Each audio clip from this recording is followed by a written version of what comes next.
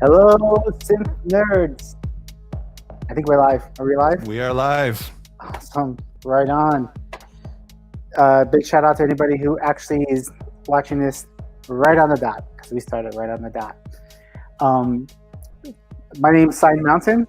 Welcome. This is the Colorado Modular Synth Society April edition of our meetup. Now online, I am joined here with Kip Schwinger.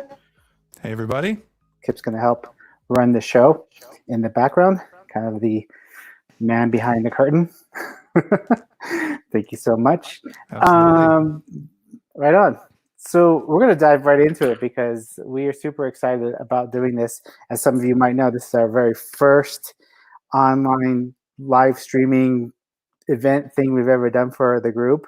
And if you're not familiar with Colorado Modular Synth Society, the group was started in 2018 in January on Facebook. It has since then grown into something much larger than just a Facebook group. We do monthly meetups. We do a few events.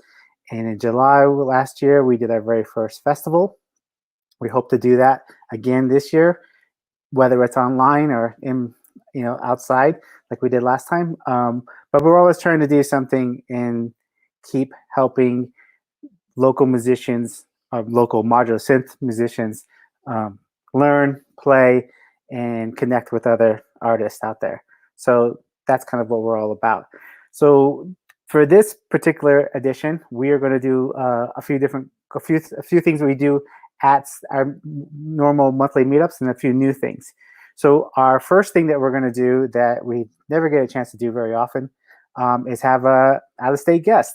And our out-of-state guest this month is Tim Held from Podular Modcast, based out of Washington State. Hey, what's up, Tim? That's right. How's it going? Welcome. Thanks for joining us, man. I really appreciate that. Absolutely. Thank you for having me. Right on. How you doing? Weird. That's the right answer. Weird is yes, exactly. Exactly. So normal. Okay, cool. Weird. Right on. Yeah. So he's tracking. I was trying to think of like an interesting way to sum it up, and I think that's as good as I got right now. That's totally fine. We get it. Yeah.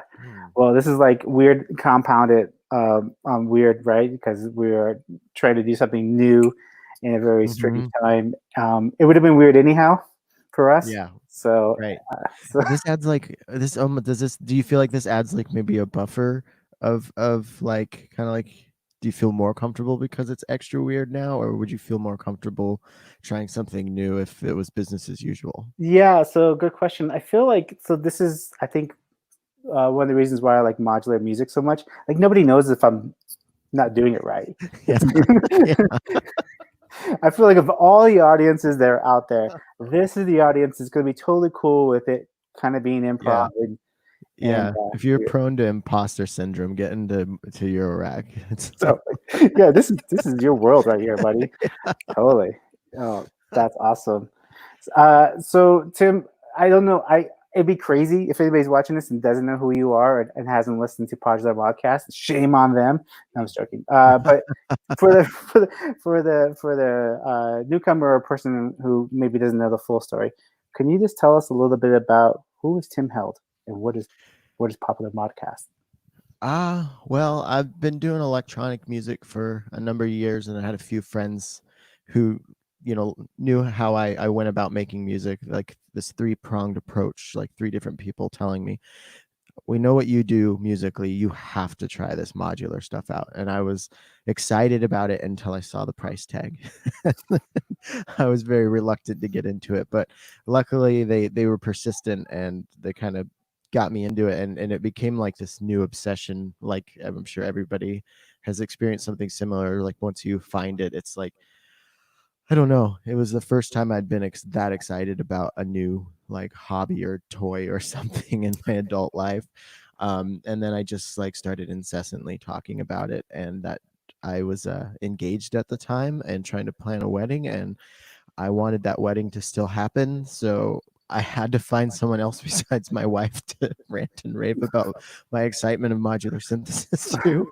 And I was just really curious. I wanted to know everything about it. And I'm not like really good at like online interaction with like forums and stuff. Like I know a lot of people do a lot of deep dive and like Muff Wiggler and stuff like that. But that's just not my personality. And I just wanted to talk to people. And I thought, this is the best way to learn how to do it and kind of like have a creative like out like kind of satisfy my creative side, because I was also so new to modular that I didn't feel comfortable like making an album or something and releasing it, but I wanted to have some sort of artistic project, so I just did the podcast that way. And I'd always wanted to start a podcast because I'm a fan of the format and I never had a reason to, so it just kind of all like worked out. So podcasting was also something you hadn't done either before that? No. No, it was something I always wanted to try to do, but I never like had an actual reason to do it. And I also like, there's so many podcasts out there that trying to start a podcast and break into something would be really, really difficult. Especially if you're trying to do something like comedy or just like general music.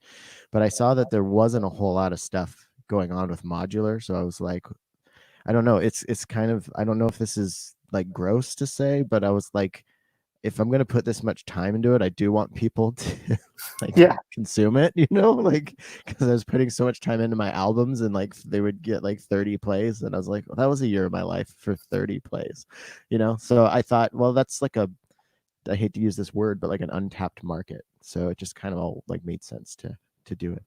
Right. So you're learning like how we all are, like about modular synthesis, and at the beginning of it it's even harder, right? Like that's like a steep learning curve.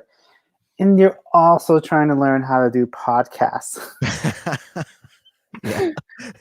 Which, to be honest, I put very little work into. Like, I was just because I listen to a lot of comedy podcasts, and I've been listening. They've been, I don't know, they kind of took over music almost. I listen to more podcasts than music for the last almost 10 years of my life. And what I love about them is they're not a radio show. They're not super produced. Like I do very little editing and I do very little preparation for each one. I just really like having conversations with people. So I kind of just like make it up as I go. And if you've listened to the show, I'm sure there are times where maybe my brain was a little slower and maybe I should have done a better, prepping. But I think, it's it is what it is. And I'm not super interested in, like, I've had people ask me, like who are trying to start other podcasts for and I just have to say, like, I honestly, I don't want to, like, I'm not trying to be like cool or anything. Like, I honestly can't give you much advice other than find an area where there's not much podcasts, and then do that. That's awesome. But one thing I noticed is, like, on your podcast, you mentioned other podcasts. So I think that's cool that you're, sharing that real estate. Yeah, I mean, I kind of look at the whole thing of like I mentioned, comedy podcasts, like especially the way I was consuming podcasts at work. I would listen. I had like, back when I was working construction, I had like probably 10 or 12 podcasts that I'd listen to every week.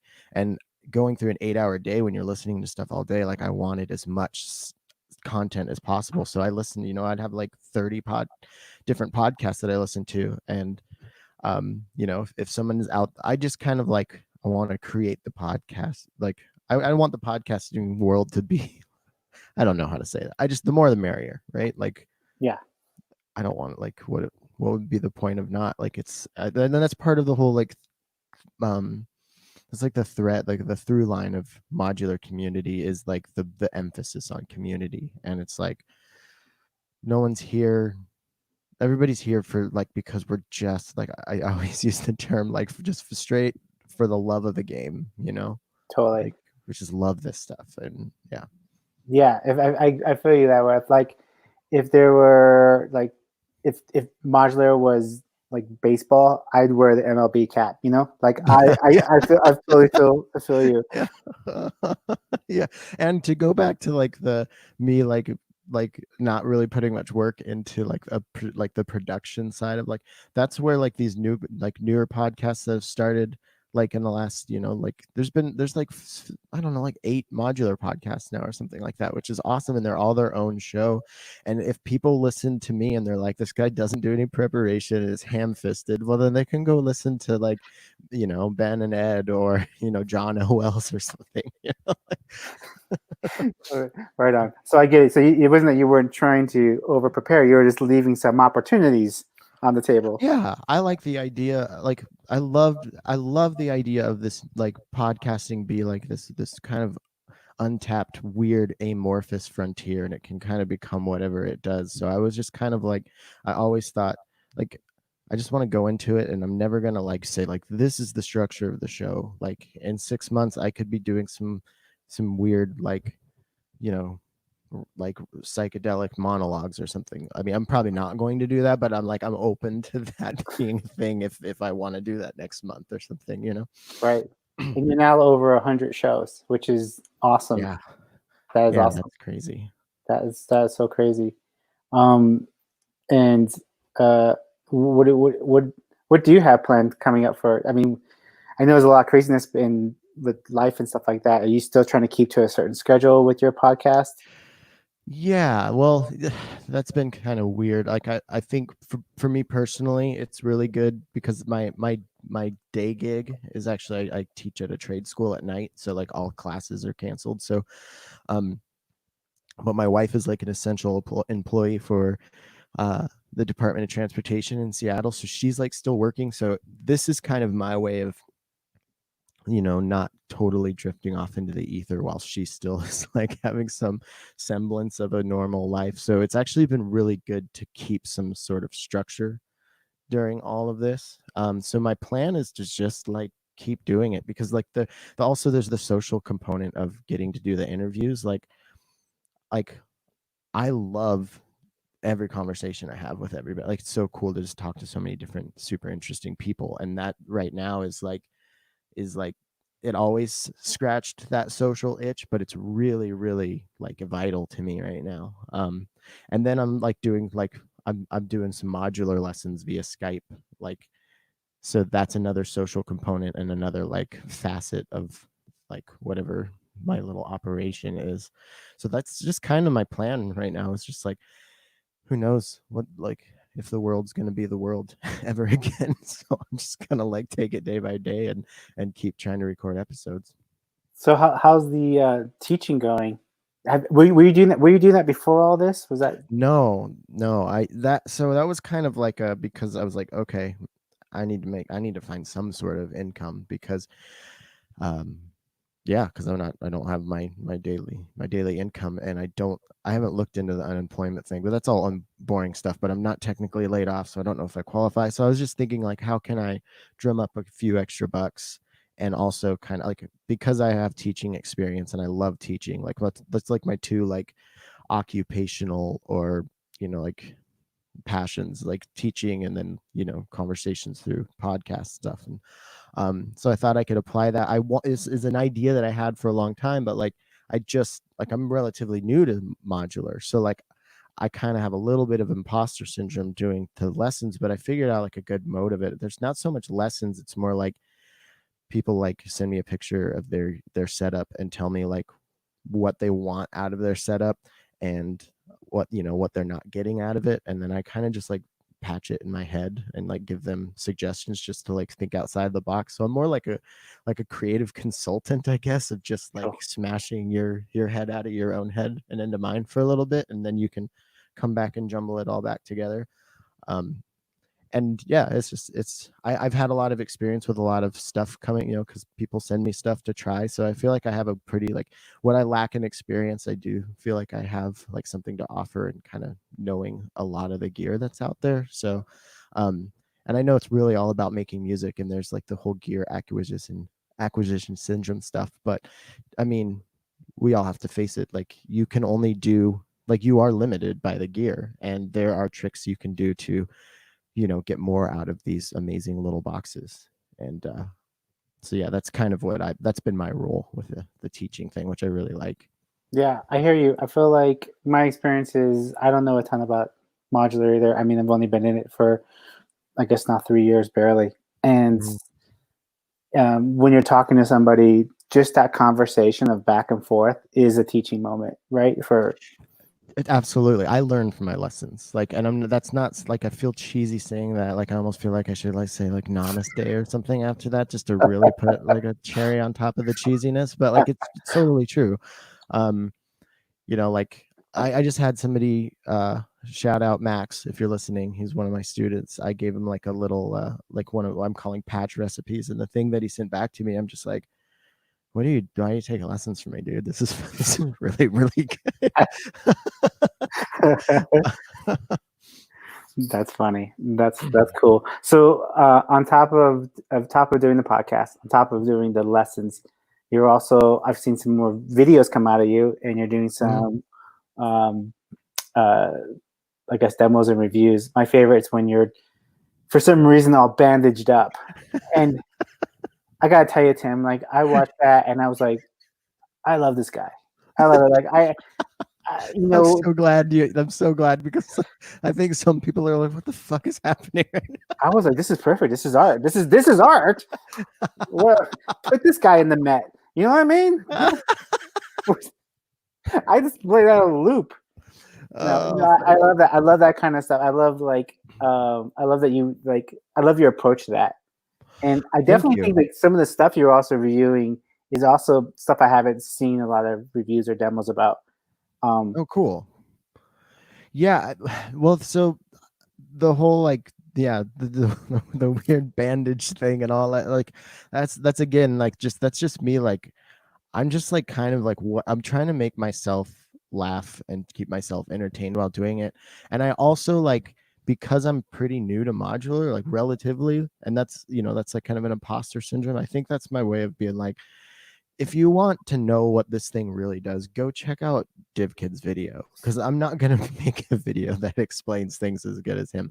But if you want to hear some cool sounds and watch me do some weird shit, then that's cool too, Yeah, totally. Yeah. Not that DivKid couldn't pull off that shtick. I think he can do pretty much anything he puts his mind to. He's kind of a wizard. That's true. No, but I love that. And are you going to be doing some more of those? So that yes. Well, I have two modules that I'm working on right now. But the COVID-19 thing really screwed that whole thing up, because I got these modules. I got the Generate 3 from Eurorack, which is an outstandingly crazy signal generator. It's an amazing oscillator, but it's also great for, you just switch a switch to go to low, and now you've got this crazy source for CV. And then I got the Zorb filter from All Right Devices, which is this crazy awesome filter. Anyways, yeah, I'm working on demo videos for that, but with the COVID-19 thing, I'm kind of like, is it gonna get, I want to do best by them for their product, because that's kind of why I'm doing it. It's also fun for me to make the art or whatever it is. But like, so yeah, I've kind of been talking with them about that. Like, is now the time? And I think it is. I think I'm gonna do. I just felt like I was about to do videos right as all this shit really started happening, and I just didn't want that to get lost. Also, like, I'm really appreciate how much you enjoyed the bandage video, because I actually think that's really funny. But like, that just like popped into my head, and I've been hoping something like as good as that pops, and I just don't have any more ideas right now for a cool like stick for a video. So I'm kind of hoping that the muse just slaps me with like a 4x4 soon, but I don't know. Yeah. So if you guys heard that, send your comedy shtick on a 4x4 card to Tim Held. Yeah, I'm open to suggestions. Exactly. I mean, I know you've done the patch suggestion, so yeah, that could work. Yeah. And I know I heard. I'm gonna like tap into some of that last interview you did on your last podcast, and you're talking with Andrew about the whole changing live streaming stuff, and you were kind of tapping into some of that as well and getting more interactive. And I think that is like that would be scary for most people to do anyhow, with another person in the room, but with like it on video. So I think you're very brave for that, and I also think it's a great idea. Thank you. I think narcissism takes any like badge of bravery away. I think it's just me being like, I'm going to impose myself on the world. No, thank you. I appreciate that. That's awesome. So we actually have a man in the field who's looking at comments. We're gonna bring him in. Monoscene, are you? There you are. You're. Hello. This is everybody. This is Monoscene. Hello. It's weird to wave. I'm From like the looking at you, sidelines. and I'm like actually waving to you, but like it's. I don't even want to get into how weird that is. That's fine. That's new normal. That's new That's normal. okay. Internet is already weird enough. Yeah, right. Exactly. What are people saying on the chat forums? So yeah, people are very excited to be here. There aren't that many questions, but there's at least one guy that says that you are way too humble about your modular skills. Ah. Thanks, Jesse. we're gonna- Jesse's we're a gonna- good dude. We're gonna put up the comment here. Yeah. So what do you say to that? Yeah. Mr. Humble. I will say that okay, here's this. I'm gonna take the humble cap off. Here, let me be hubristic for a second. I can do like a badass 10 minutes. I had hubristic on my bingo card. 1 second. Hold on. Do you really? I knew you'd say that. Do I say that word a lot?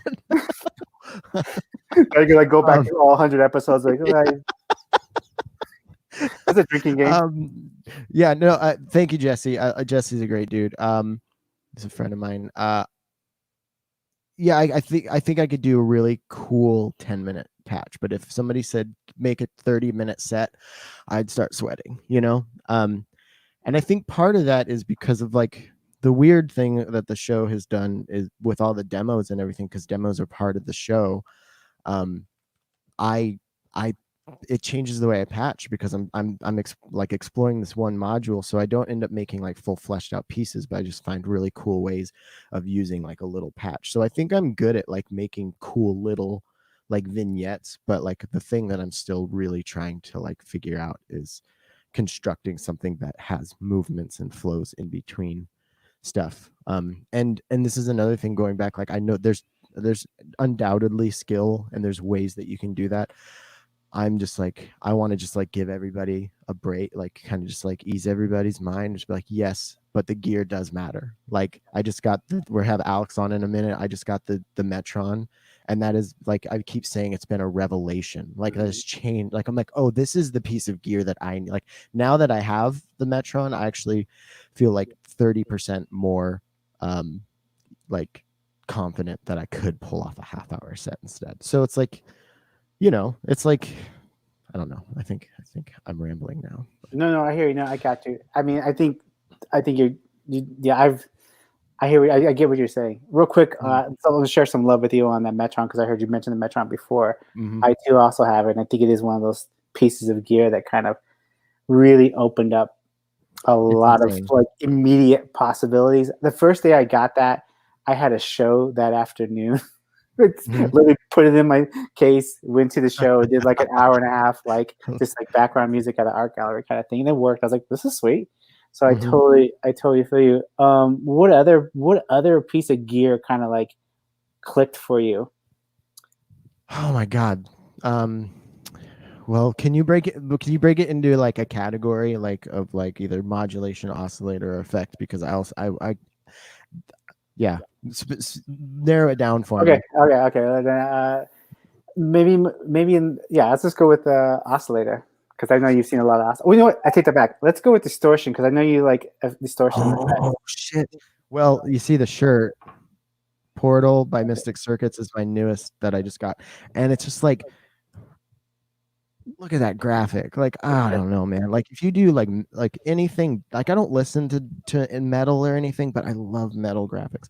Anyways, all that aside, I love all my distortions and they're all like, I can't pick a favorite. It just they're all so unique and scratch like so many different itches. But the Portal, the Schlappy Engineering 100 Grit, Bad Comrade from Recovery Effects, and Cutting Room Floor from Recovering Effects, even though it's not technically a distortion, it ads are really grimy. It's good for like just like an overdrive. The 4-band distortion, if you're looking for from DPW design, if you want something that will like make doom fuzz but keep the low end, like, because sometimes you throw a bunch of like with fuzz you'll lose a lot of your low end frequencies. This thing does like was designed to keep that. So if you want some heavy deep stuff, and it's got some EQ on it, which is cool. The Pura Ruina from Noise Engineering is pretty amazing. All sorts of CV control and stuff. So yeah, those are, I hope I didn't leave any out, but those are like my main distortions right now. Nice. We have one more question from the chat. How was he liking the recovery effects? Bad Comrade. You just mentioned it, right?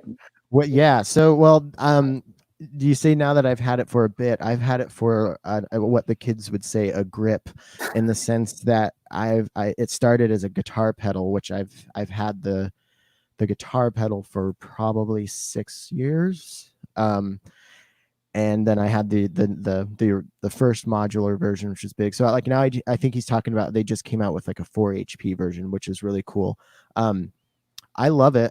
It's still like the same Bad Comrade for me. I think where Bad Comrade really shines is like, I'll sometimes like put like my kick, snare, and hi-hat through a mixer and then run that into Bad Comrade, because it will just absolutely, like, if you want industrial like death drums, I can't think of anything better. I guess what I'll say about what I like about having the new one is, you know, again, with the gear economy, like real estate is a thing we all have to keep in mind. And, you know, like I'm determined to make a 7U case work for live.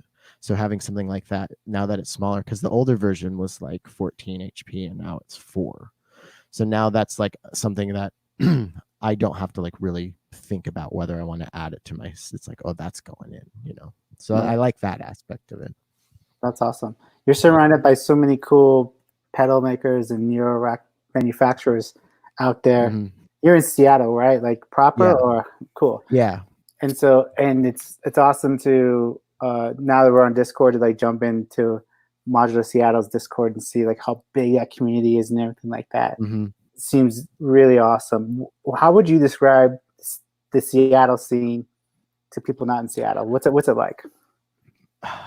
Sometimes I feel bad talking about it because I don't take it for granted in the negative way, but I take it for granted in this kind of like the absolute like bare bones meaning of that term. Like, yeah, it's just what's here.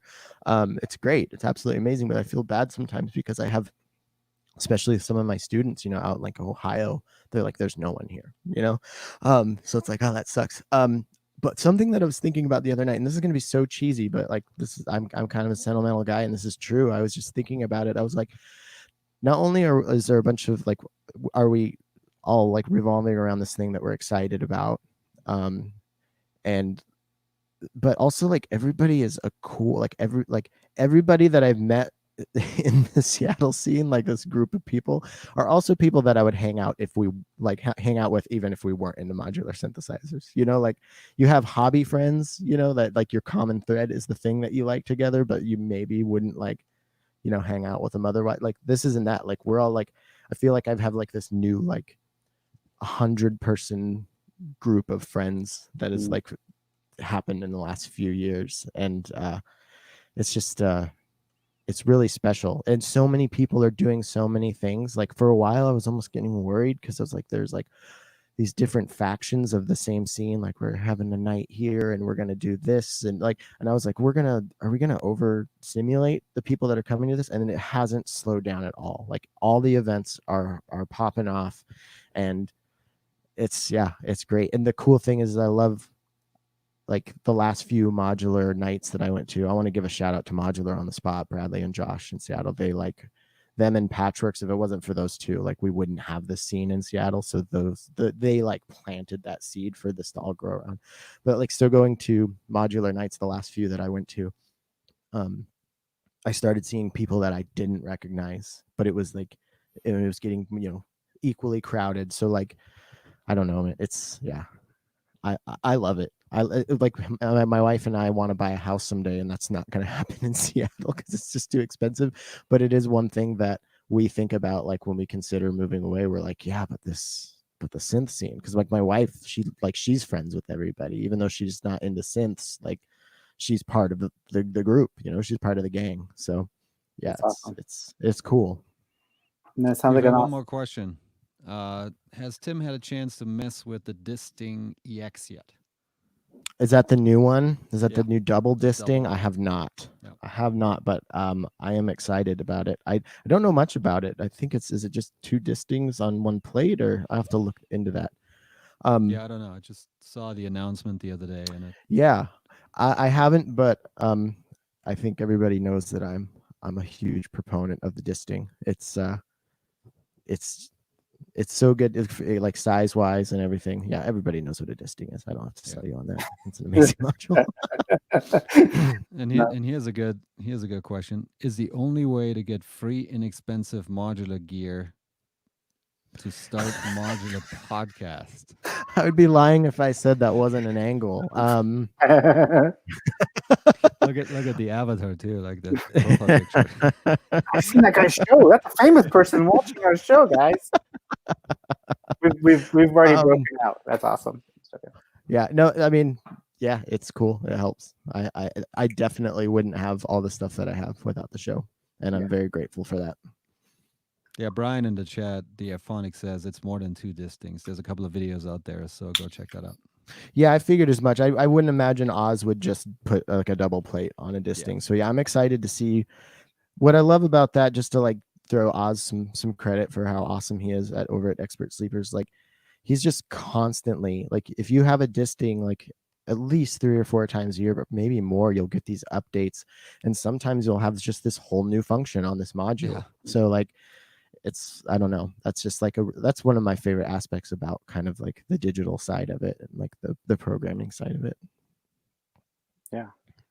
Well, that's awesome, man. I really appreciate you coming on here. If you want to stick around, you totally can. If you gotta bounce, I get it too. We'll see what the breakfast situation is. I've got my wife waiting for me, but we'll see. Yeah, I might pop in and out of the stream here if I can, though. Totally, yeah. And thank you. And we'll make sure we put links at the bottom of the description of these videos after we. Cool. So we can make sure people can get to you. But if you just want to say it, just so the people who are watching right now want to go listen, if they want to log off and listen to your podcast or something. Yeah, I mean, it's everywhere you can get podcasts. But can I use my plug time just to say, like, I got my Discord server. Like, I'm popping in and out of it, but I started kind of being a little more active in it, and like it's exploded. Every day I wake up to like 50 new messages, and it's just people talking to each other and sharing pictures. And it's so cool to see that. So if you want to jump in on the PodMod Discord server and hang out with that crew, there's a cool little crew of people there that sharing all sorts of cool stuff, and that'll be in a link tree on my Instagram, and if you can't find it that way, just send me a message or email or something. Yeah, we'll put a link somewhere. Yeah, cool.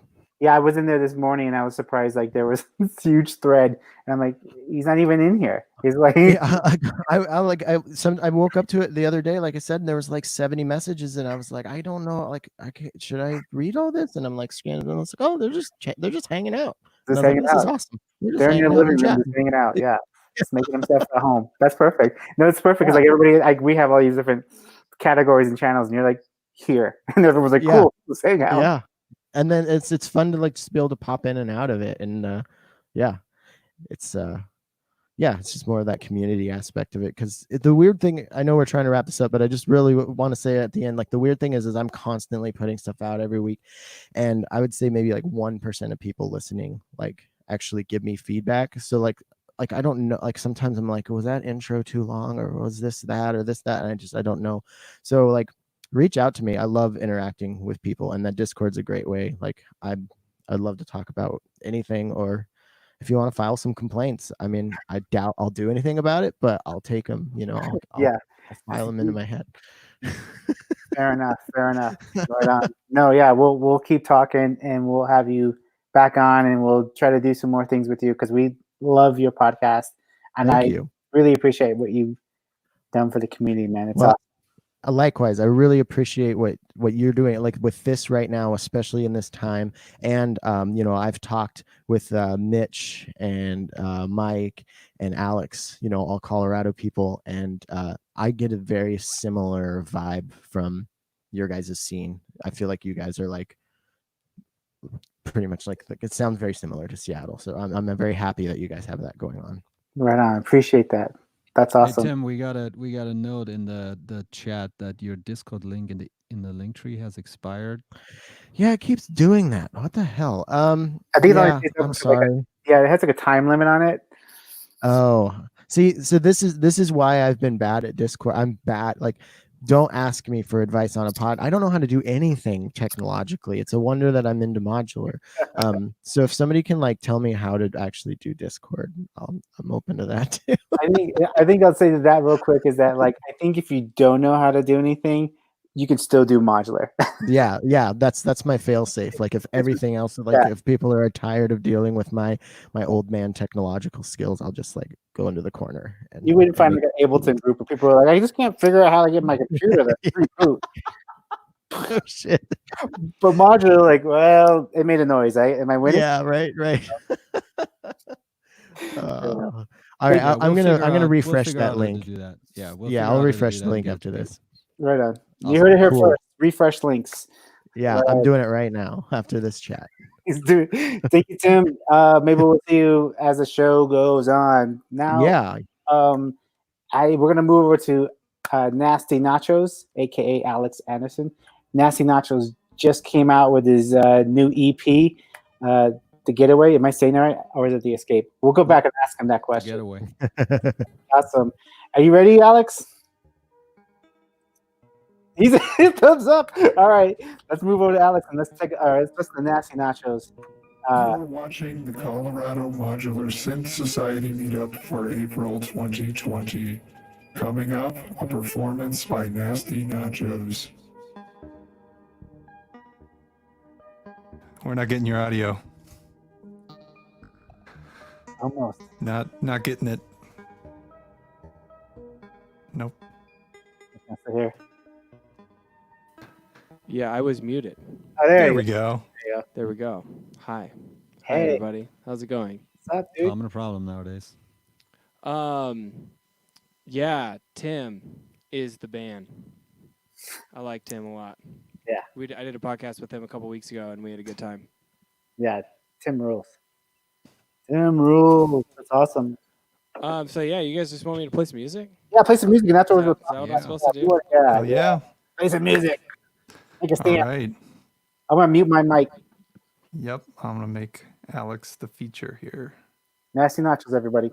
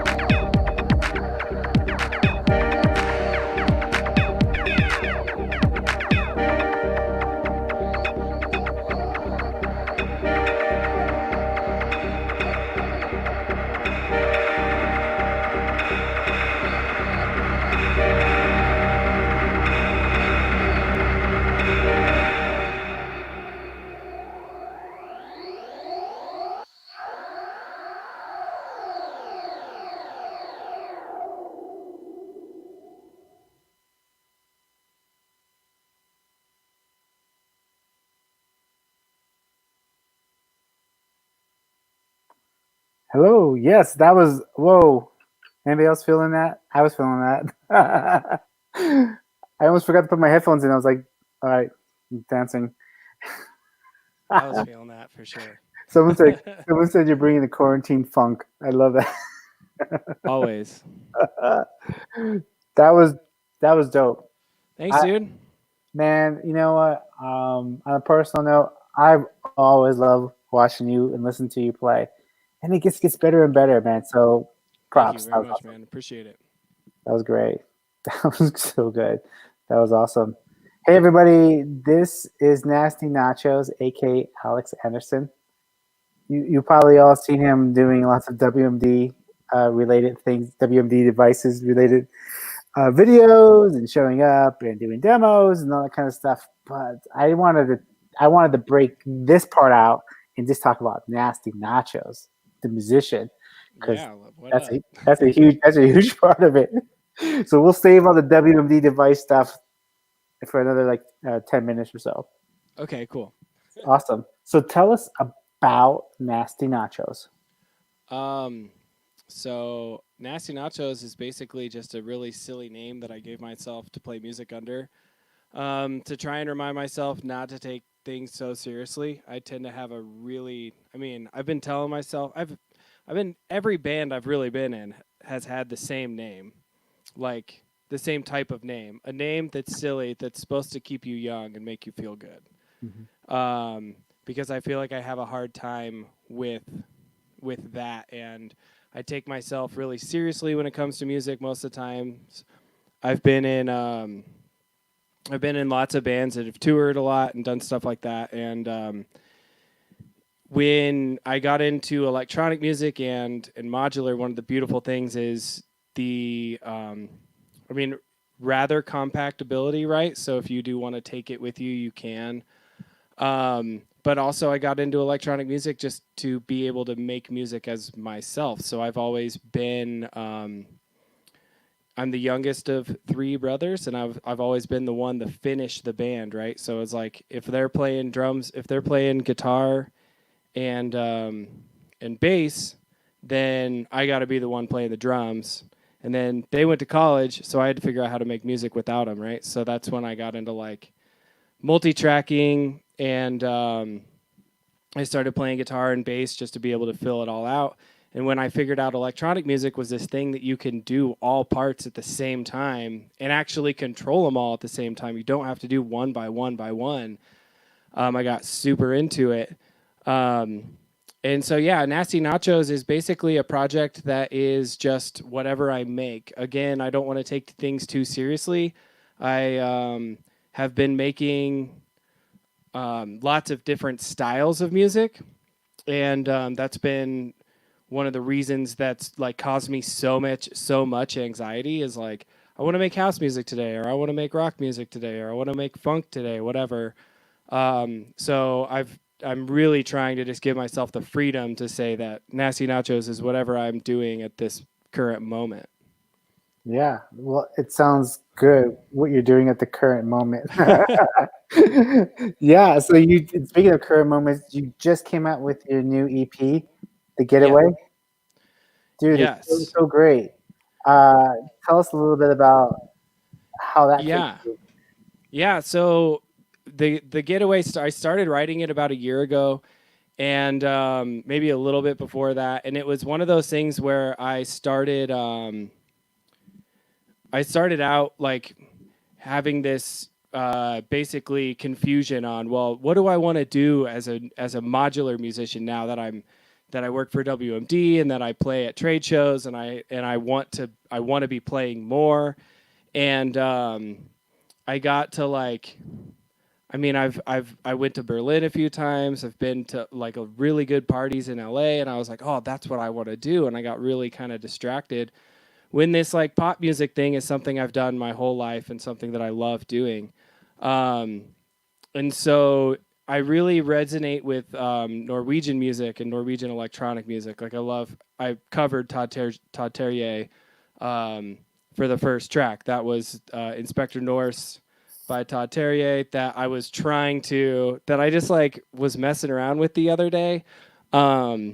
via like just I was just building my patch and getting things ready to go. And I had just seen a video that was like all the parts laid out, and the guy kind of like dissects the track. So that's kind of what I did for the first one. But yeah, so I went to my wife and I went on vacation last year, and we decided to go to Norway on vacation because we thought that it would be beautiful. It's a place we've never been, and it's completely different than every place we've been. So we went, and I took my little Microsoft Surface, a tiny little keyboard, the Novation Launch Key Mini, and that was the music gear that I brought for the trip. And I basically, everywhere we went, I was just in the hotel rooms or hostels where we were staying. I just would pull out my computer and I just play music. So a lot of the tracks, the MIDI information, so the actual composition was done in Norway and while I was on vacation.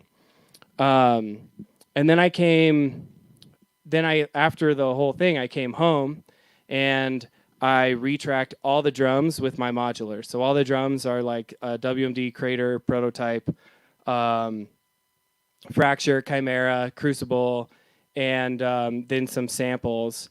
And I retracked the drums, and then I used all the MIDI information to retrack all of the parts. So the bass lines are all either modular or a Korg monopoly that I use at a studio. So I did a lot of the parts here. I have a Poly 6, a Juno 106, and a Prophet 08 that I put on a lot of it. And then a lot of the drums are like sequential circuits, toms, samples is like the drums or the snare on, if there's snare on them, I can't remember anymore. But then after that, I was like getting ready and I thought it was pretty much done. And then I put vocals on it. And so I wrote vocals about trying to think about, just getting away, being on vacation, and then just like getting shit done. A constant theme in my music is like motivating myself to get stuff done, I guess. So I hope it motivates people. And so I wrote lyrics on it, and I got it pretty much done. And then it was September of last year, I got invited to go to the LA Synth Meetup, and then the Velocity Modular Festival was the week after. And so I went out to LA, and then instead of coming home, I just stayed in LA for a week with Mitch from Empress Pedals. So we got an Airbnb, and we just hung out. And then one of the days, since I was working both weekends and all week, I decided to take a day off, and the day off I spent at a synthesizer studio called Rosen Sound. And it's a vintage synthesizer studio. I'm in love with vintage synths. That's what got me into all this stuff for sure. And I got to take the MIDI information there, and I just brought my Surface and we just plugged it in, and I was able to record a Jupiter 8, a Memory Moog, Monopoly for the basses. That's the bass I was talking about. DX7, Korg M1. I actually put an M1 on the like housey track, which I was just so happy about. It's like I got a real M1 on this track that like really needs it. Nice. And then like Mini Moog, like all the Prophets, the Pro One. I mean, every synth you can imagine of the vintage, every synth that Behringer is going to clone in the next 5 years is on this record. I guess that's a really good way to put it. That's hilarious. We have a few viewer questions if we have time. Oh, cool. Yeah, totally. Let's hear. Sorry, What's the Christoph. inspiration for singing that? That's right. Sorry, we couldn't hear you. We're Here we go. going to your Eye in the Well, Sky, there's the question. Monoscene. And Straight from the sidelines. we can play this a little bit of this track if you'd like. Yeah, Oh, play a dude, little bit. Yeah, for sure.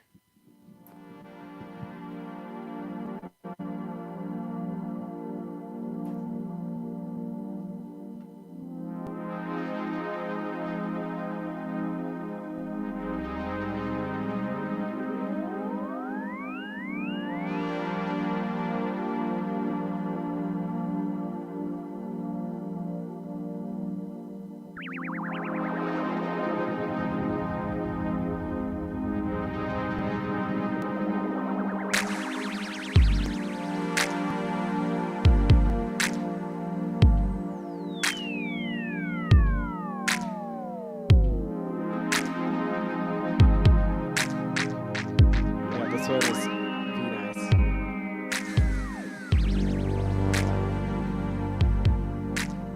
That is, For it. Wait I was for trying to it. help.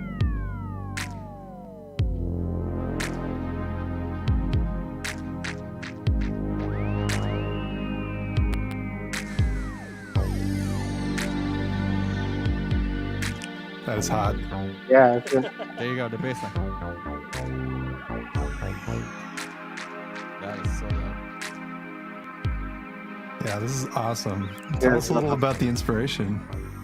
Yeah, so this track, so I brought 5 songs to the studio, and that's the first 5 songs on the record. And we got done tracking, and when I got there, so I had I think it was a 8-hour day scheduled, and I got there at 10, and I was supposed to be done at 6. And we had some technical difficulties with MIDI routing for like 2 hours. So the studio, it was brand new at the time. I mean, I don't know what number of client I was, but it was pretty new.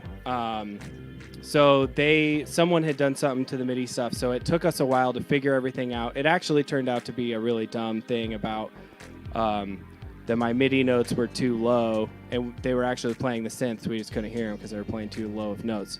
But anyways, we only got this started around noon, so the guy said, "Why don't you just stay here as long as you want tonight?" And so we got done with everything, and the engineer and I went outside, hung out for a little bit, and the sun came down. We were in Burbank, California, and we're just in a random, industrial neighborhood. And so I said, okay, let's go in, and I want to make a track with the synths we haven't got to touch very much, which is the Memory Moog and the CS80. And so the CS80 was in for repair, actually, and they kept coming in being like, hey, we got the CS80 done. Do you guys want us to set it up yet? Like in the middle of the sessions. And it was like, I don't have time to do that one right now, but sure, you can bring it in and we'll put it on. So they brought it in like midway through the day, and I only got to put it on like 1 or 2 tracks. So this one was just me and the engineer at the end of the night, and we like literally dimmed the lights, put on like a nice blue light, and he just let me play with the Memory Moog. And I know that he's really into ambient music, and that's like him and I jammed for a while, and we made some pretty cool ambient stuff. So this one, I just made those pads on the Memory Moog, and then I had him make me some drums that I ended up replacing after with the with my modular drums, and then that lead is the CS80. And the CS80, how it works is it's basically 2 synthesizers full of controls, and it's way too much to program, especially when it's like the end of the day and you're like, you know that you're on like borrowed time because these people are like helping you out. So I turned it on and it sounded great just the way it was, and the ribbon controller is really long on it. And and then it has aftertouch. So all I would do for the lead is just play one note and then literally just drag my finger on the ribbon for the lead. And then you can wiggle for vibrato, and then you can do with your other hand, you can do aftertouch on the filter. So that's doing like the filter modulation, keeping all of that like upward movement nice. So, I mean, the thing is really like inspired by those pieces of gear and that moment. I mean, it was literally like so much adrenaline. Him and I, once we got on a roll, we were like out of breath tracking synths. I mean, we were just like, okay, let's put this on that. Let's put this on that. There's probably 4 layers of leads on most of those tracks where it's just like we stacked everything up so that at the end of the night, this was like, okay, let's just come down. And it worked. It was really fun. And then it was like a 9-minute track of just jams. And while I was in Seattle, he sent me all of the stems, and in an Airbnb up there, I rearranged it to be however like 6 or 7 minutes long. And then I took it home, shrunk it down a little bit more, and then literally all I really did was like put the drums on it, and like that was it. And for the drums, they're played live with like live reverb splashes and stuff like that. So it's this one is probably like, I mean, this is a very live song because I played all the keyboards. There's like no MIDI, not really anything MIDI happening in this one. Wow, that's awesome. So we can expect an extended cut at some point. Yeah, what is it? 12-minute. You know, I didn't think 14-minute about version. that. The 3 a.m. There's a 3 a.m. cut. I love that story. Like it started in Norway. It was made in LA partially, and it was. Yeah, I mean, that's the thing, dude. That's why it's called the Getaway. It's awesome. Because I mean, like I did everything. I did a lot of tracking here, and I did a lot of organization, and I did the singing and stuff here, and I tracked all the vocals here. And when I was out there, I was like, man, I should probably just be paying for like a mixing studio, you know. I should go to a mixing studio and just get this done. And I decided to go to a synthesizer studio because when else do you get to go to a studio that has the word synthesizer in front of it? That's how I know you're a real synth nerd, man. Because like you're like the guy. Yeah, I was like, I went in and the Jim. guy was like, "It sounds like your record's pretty much done." I was like, "Yeah, and we're just gonna make it that much better." Totally. That's totally awesome. I love how much how you mix modular and vintage synths was obviously like your two big passions for Nasty Nachos. Yeah, exactly. And I mean, with modular for me, like it's an instrument that I use for, you know, for what it offers in the music that I like to make, and I can't get away from like just the smile I get when I play a chord on a vintage synth and just hear it through delay. I mean, that shit just like destroys me. Mm-hmm. Yeah, totally. One thing I was going to ask you about was the singing, because I don't think I expected. Like I heard when you first dropped that first single, I was like, oh, that's cool. I didn't expect that. And then when I heard the rest of the album, and there's a lot of vocals on it, and I really dig it. I feel like a lot of, I mean, for better or for worse, most albums that have modular on them, this is just a modular or just instrumental, Yeah. which is totally cool too. I mean, obviously, I think Well, that's yeah, cool. I mean, it's just another part of like, this is the music that I'm making, and like, this is the music I make when I'm in the studio. When I perform, a lot of times I'm using modular and I'm doing more of like a housey, just techno thing, but the vocals, I can't not like sing in my head when I listen to music. Mm-hmm. And like, it's terrifying to do vocals. It's like, I haven't put out a record in years because it's absolutely terrifying to say, here's my voice, this is what I sound like when I sing, and like, here's the thoughts inside of my head. Like, it's very, it's a scary thing to do. And I mean, I have so many songs and records that I just like was too self-conscious about it. And this is definitely about letting that part go too, because it's like, fuck it, this is what I do. Mm-hmm. Mm-hmm. I enjoy doing it, and I like putting like rad effects on my vocals, and that's, I don't know. So it's a scary thing, but I'm glad I did it.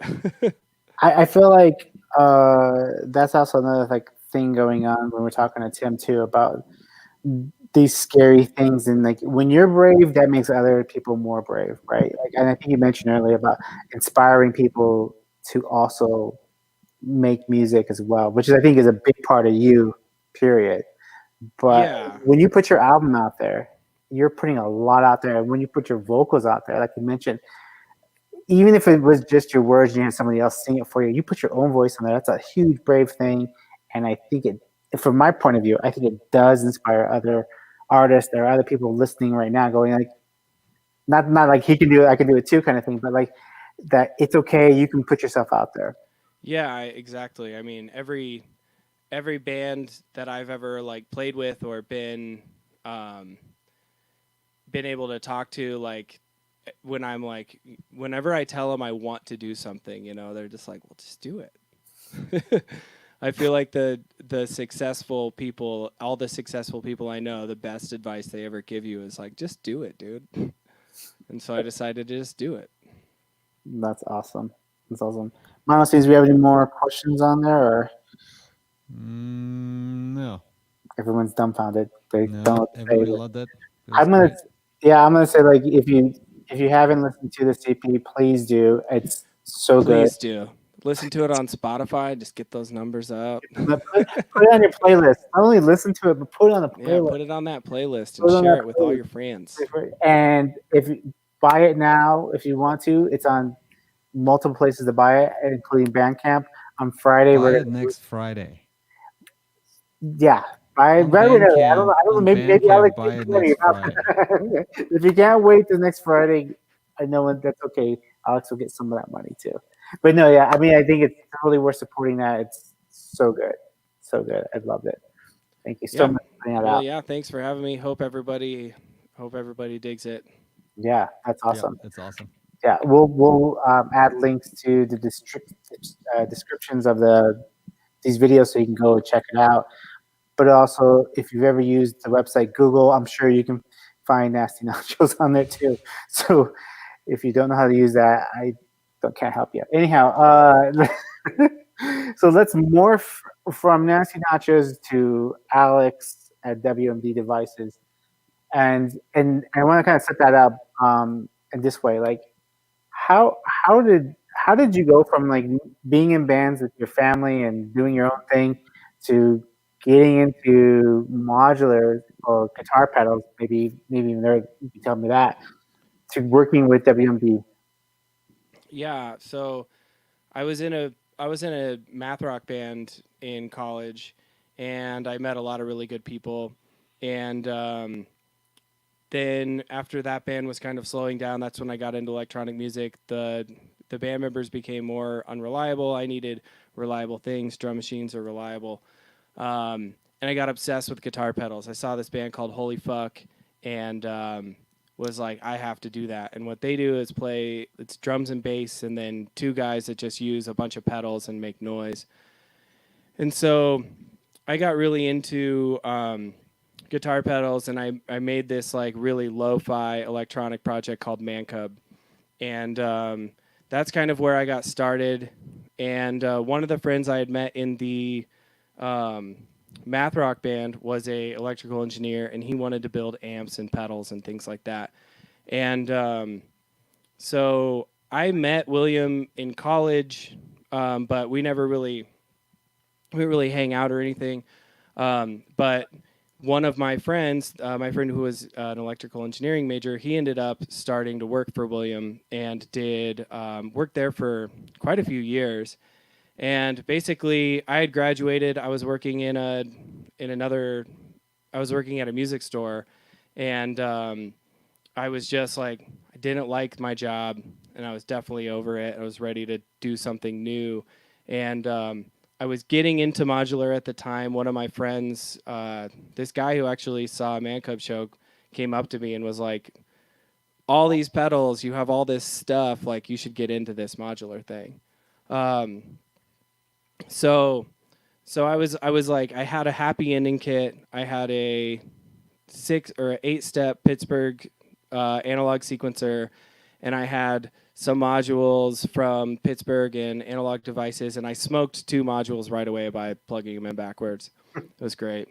And so I had this really small setup, and I went to work for and then my friend who was working at WMD called me and was like, I'm moving to Seattle. Do you want a job? And I was just like, yeah, absolutely. I'll do anything. So I went over there and started soldering stuff. And so they just taught me how to solder. And I did that we were in Williams' garage at that point, and I did that there for a couple months, like after hours. So I was working at my normal job and then working there. And then we moved into our first shop. We were there for a year, and then we moved into the second shop. But over that time, I was just talking to William and everybody, and I was just really into it. That's just like, I loved modular. I got to play with the demo system and start to learn more stuff. I got to borrow stuff, take stuff home, got more and more into it. And at one point, we were releasing new products, and I asked William, "Are you making videos for these? Because that's something that you should do." And he said he's like, "I don't have time to make videos. Can you make videos?" And luckily, I had taken video class in high school and still had some chops. So I like went through and I made a video for him and said, or I got it already, made modules ready, and then I just said, like, here's my script I'm gonna give myself, and I need you to make sure I don't say anything wrong, because I was like really scared that the forum would just tear me apart if I said anything wrong on these videos of modules. So I would write scripts and stuff, and I'd start doing these videos, and he would correct me, and we'd get everything together. And that was basically the start of me moving from being a solder technician to where I'm at now. And so I started doing that, and then it was kind of like, William's just like, I have more stuff that I don't have enough time for that you could take care of if you can. And so I took over sales and then became the marketing guy after making all the videos. So yeah, I mean, that's basically the story. That's awesome. I mean, you were there at the beginning in William's garage, which is awesome. We'll have to have William on here sometime to talk more about that whole beginning, because I love stories that were like someone started in the garage. Yeah, it's crazy because he was in the garage for like 5 years, and I was literally there for like 2 months. Mm-hmm. So I don't really have I don't have any garage stories. Like, I came in after hours. Everybody else would work during the day. I'd come over at 6. He'd be eating dinner, and he'd let me in, and I would just like solder. And then if I had a question, I'd have to like go in and interrupt him and be like, "Hey, dude, so I know you're eating dinner, but can you help me with this real quick?" Exactly. Implants, can I get a glass of lemonade or something? Yeah, exactly. Like, I mean, I worked from 6 to 10 most nights, so I just never really saw anyone. So my stories are just like, oh, I just soldered stuff by myself. Well, that's a good learning experience too, though. I mean, soldering's a big part of that. Yeah, I mean, I'm really happy to know all of the ins and outs of how things get made, know the production woes, because how manufacturing works, right? Is I see these comments in any YouTube video that are like, "Oh, I'd buy a Metron if it were in stock," and then I'm like, "Hey, when are we gonna get Metrons?" So I'm like putting pressure on them to be building stuff, and I'm really thankful to know what all goes into that, because I try and give them as much time, and I fully understand all of the issues that can happen when you're building stuff. So it's like, I feel like when you work for someone who's just managing time and doesn't really know what goes into it, there can be a disconnect there. So I'm really thankful that I was able to start by soldering, and then now where I'm at, I'm able to ask the right questions and give okay advice sometimes, probably. No, I think if you, for everybody who's not from Colorado or hasn't been to one of our meetups, we now have our meetups in the warehouse, which is the expansion to the WMD devices HQ. And sometimes we're able to give a tour, or Alex is able to give a tour of that space. And I know, like, we've had lots of folks like go through that, and I mean, your jaw can't drop when you go through that process, right? Well, it's crazy to think, like, a lot of people ask us how to get into this, and yet again, William's answer is just do it. Like, that's all he ever did, and basically, he just didn't want to have to deal with contract manufacturing at the time. He just thought, I know how to build it. I'm already building these. And he had worked at a machine shop, so he understood how machinery worked. So when he got his first couple machines, he was able to figure it out. And it's not like when you get into this, you need to jump into a 6,000 square foot facility. He was incredibly successful for years just running stuff out of his garage. But we basically amped up the size to fulfill, like, we also do contract manufacturing for other people. So when that grew, it was like, well, we need more space to be able to do this and do it right. Yeah. And then once you guys start doing those new awesome panels with the engraving and stuff, that machine's Yeah, exactly. And then it was just why we had to expand from. So we're in one shop, and we just in March of last year, so I guess a year, overtook the a space behind us, and that was able to give us room for a panel making machine. And now we make all of our own panels, which is the black with engraved lettering. Which, man, I just like every time I get a new prototype or anything, we don't have to do paper panels anymore. Like we used to start with prototypes, and it was like, here's this panel, we cut the holes in it, and then you just stick paper over it, like a paper label, and cut out the circles with an X-Acto knife. And I'm really bad at doing that. I'm really bad at really anything that takes a lot of attention.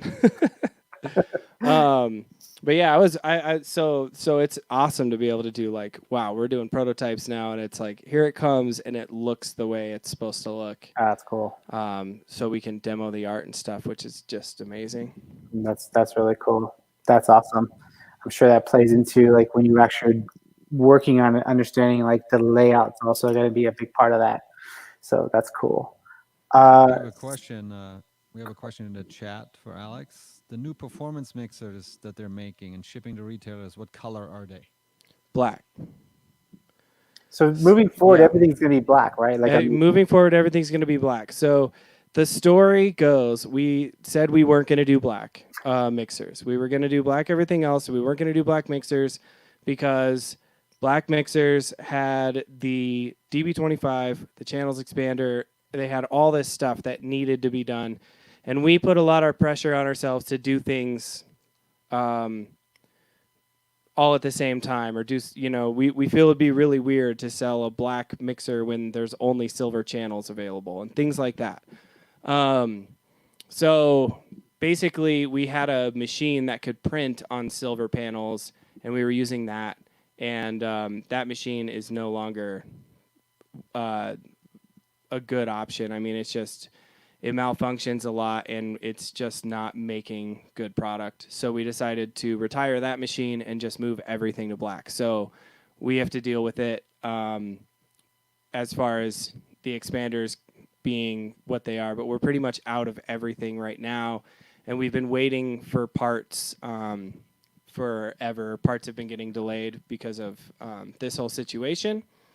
But we've got them. We're building them now, and they should be shipping in the next couple weeks. Yeah. But yeah, they're gonna be black, and they are so dope. Yeah. So speaking of stuff that you're working on and new black modules coming out, you have a lot of new modules coming out. Since the last time I know I've seen you, which feels like probably over a month now. Yeah, so we've released 3 modules in this year, and then all the modules on the top there are coming. Are those are the ones I'm talking about. Yeah. So Time Warp, Accent, and Select, those are all shipping right now. So they're officially out, and then SCLPL is brand new announcement that should ship in about a month, and if we'll see a month or give or take some weeks. But yeah, so we're finishing that one up right now, and I mean, there's more. There's more. So let's talk about the SCLPL real quick, because it's probably the one we've heard the least about. Yeah. Because you just I mean, I feel like on Friday or something like that, you just started to tease that out. Yeah. So with the Sonic State just did Superbooth, their version of Superbooth as well. So they're an official partner with Superbooth and are doing a lot of coverage. And I did the other 3 as one video because I've already done videos on those, and I've announced those plenty of times. But if we were really there, I would definitely make sure to demo those because there's a lot of people that don't know about brand new stuff. But yeah, as far as what we need to talk about today, SCLPL is, I mean, I think we announced it on Friday. It is a stereo EQ, basically. So I guess I like to introduce things like with how we thought about it, right? So we initially thought we should make an EQ and we should make a stereo EQ. And that's something we wanted to do because we wanted to be able to do dual mono for voices, and then we wanted to be able to do stereo EQing for the master or for a bus or something like that. And so what we came up with was the idea of SCLPL, and we want what William really wanted out of an EQ was to mix it with a morphing filter. So there's morphing filters out there where you get multiple peaks, but a lot of them you don't necessarily get to customize the filter. So what he thought about was, okay, if we have a 3-band EQ with 3 notches, then that's a 3-band filter. And if we make this thing digital and make it sound as good as we possibly can, then we can make a really cool product that gives you both functionality. And so what we came up with SCLPL, the original idea was a 3-band EQ, and we were like, oh, we should put shelving on it. So we decided to keep relatively the same interface that we had for a 3-band EQ, but now make it each band gets more like a digital channel strip. So each channel is designated by or each band, you have a band button, and then you have the LEDs. And so when you press the band button, the LEDs quickly change to tell you what band you're on, and then there's 5. And so now you can do a low shelf, 3 mid bands that can either spike or notch, and then a high shelf as well. And so it's really simple to program. And then to save your filters, you just hit that morph button, hold the morph button, and hit either of the top buttons, whichever one's convenient at the time. And that'll save it to a slot. And the slots are designated again by the LEDs on the side. So then when you hit the morph button, it changes completely from being something where you have the channel strip on the front panel to now the bottom knob is a morph knob, and you can morph through the presets. And what morph means is interpolate or like have a smooth transition between each filter. So when you create all these different resonant peaks and valleys and all these different sounds, you can now scoop through those with CV or with the knob in the morph mode. Wow, that's awesome. I used to have a Morpheus, and I loved it, and I loved morphing to one filter to another. But looking at the size of this thing, wow! I mean, you packed a lot into. Yeah, so with that switch on the top, you have the A side, the B side, and then A and B. So that on the A side, you're just changing one filter. You're just affecting one filter, or one side of the filter. On the B side, you're doing the other side, and then in the middle, you affect both at the same time. So as far as just using it as like a mono EQ, you've got 2 channels. It's a dual mono EQ, and that's something people have been asking for a long time, right? Just having EQ in the modular. Now that we have stereo mixers, drums, compressors, the whole thing, it's like that's something we've been wanting for a long time. And being able, so that's kind of like, it's taken care of. You can totally do that there. But as far as an EQ goes, it is a module that when you get it, you put it in, it takes up the HP it takes, and then if you're really like EQing stuff, you're pretty much going to set it and forget it. And modular is all about being able to, modulate parameters, make cool effects, make cool sounds.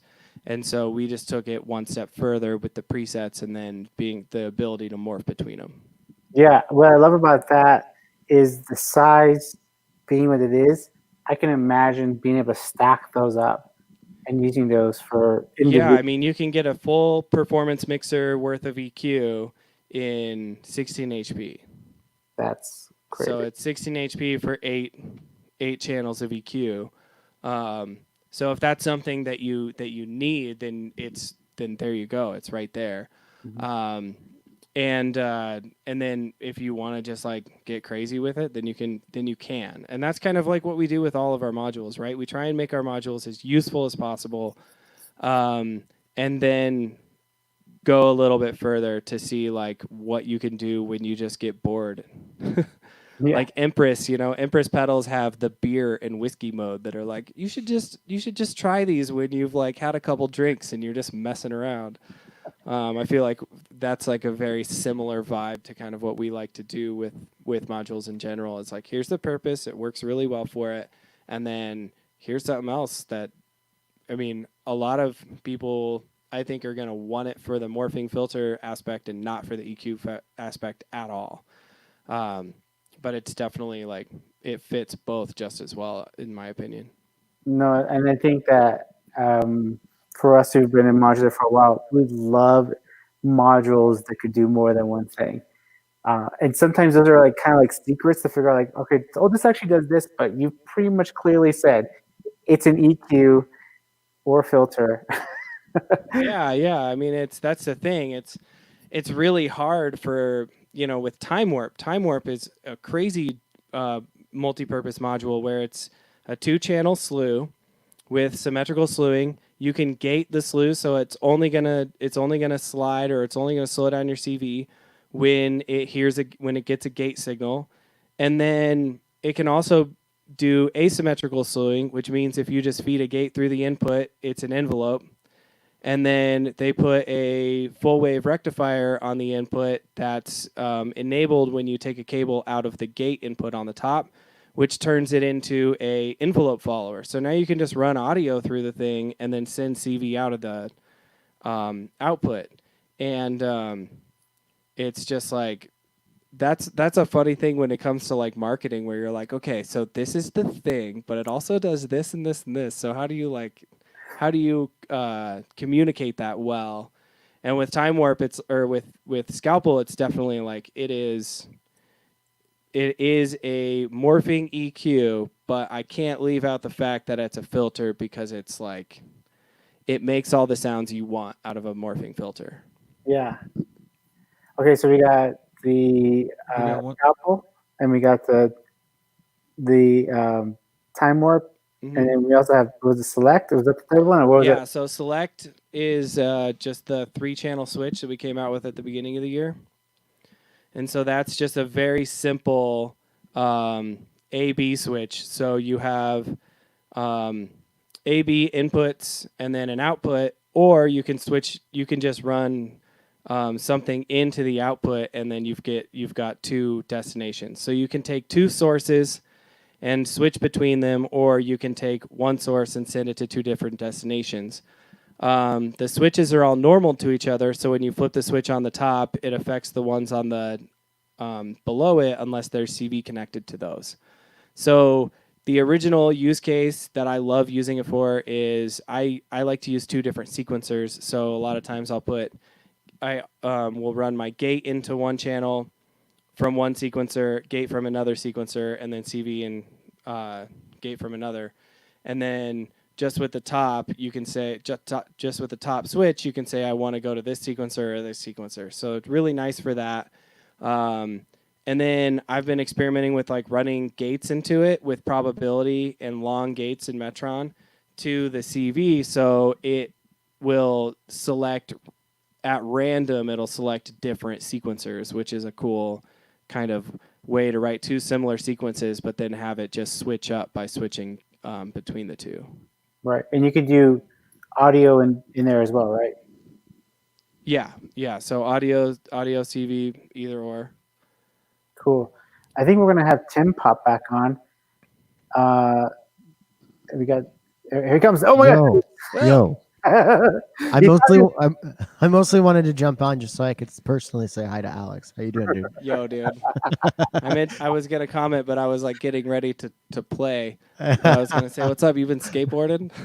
Dude, I've gotten this far. I put my longboard in the car the other day and I drove around Tight. and that's as far as I made it. You know But what yes, I did? You know what I did? I started rollerblading. No way, dude. Seriously?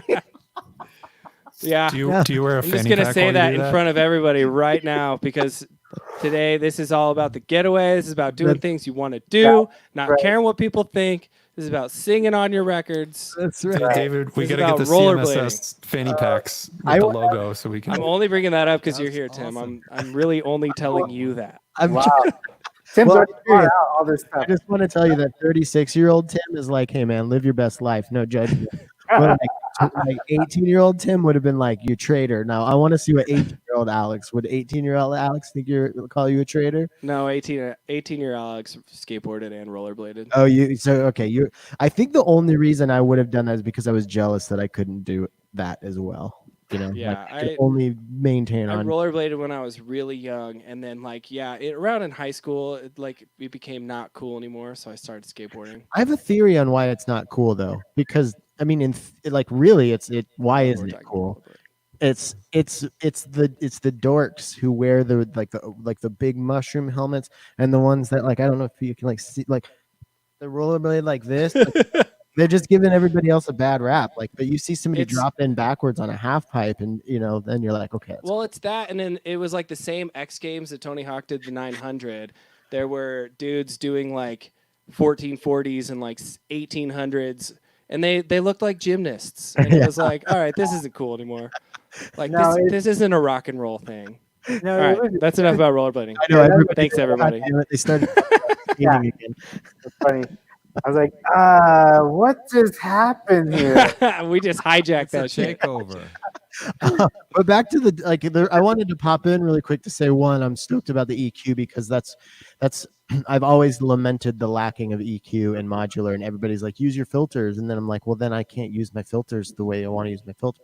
Right. Anyway, so I'm really excited to see that. But like, I may have asked you this in our interview, but something that popped up, Alex, when I'm like listening to describe these new products, and just especially after getting Metron and Volterra and just seeing what you guys do, it's just like I think you guys are like, if I had to double down and just do like a one manufacturer system, like it would be no question. I'd go to you guys because you like Hell seem yeah. to really have streamlined making like a full system, like optimally work. And I'm wondering, like, I know how active you are with traveling and being like the face and representation of WMD and with playing Nasty Nachos sets, like, and the amount of trade shows that you've been to just over the years, like, I guess like how much has that influenced? How's your role as traveling around that way? How much has that influenced what you guys have decided to make? Yeah, I mean it's been huge, and it's not only me that gets to travel. I mean, when we do get to go to Super Booth, it's 4 of us that get to go, and all 4 of us use this stuff all the time. And Mason is playing a ton, and he's the software guy. And Matt, he runs our pick and place machines, and he plays all the time. And then William plays a lot.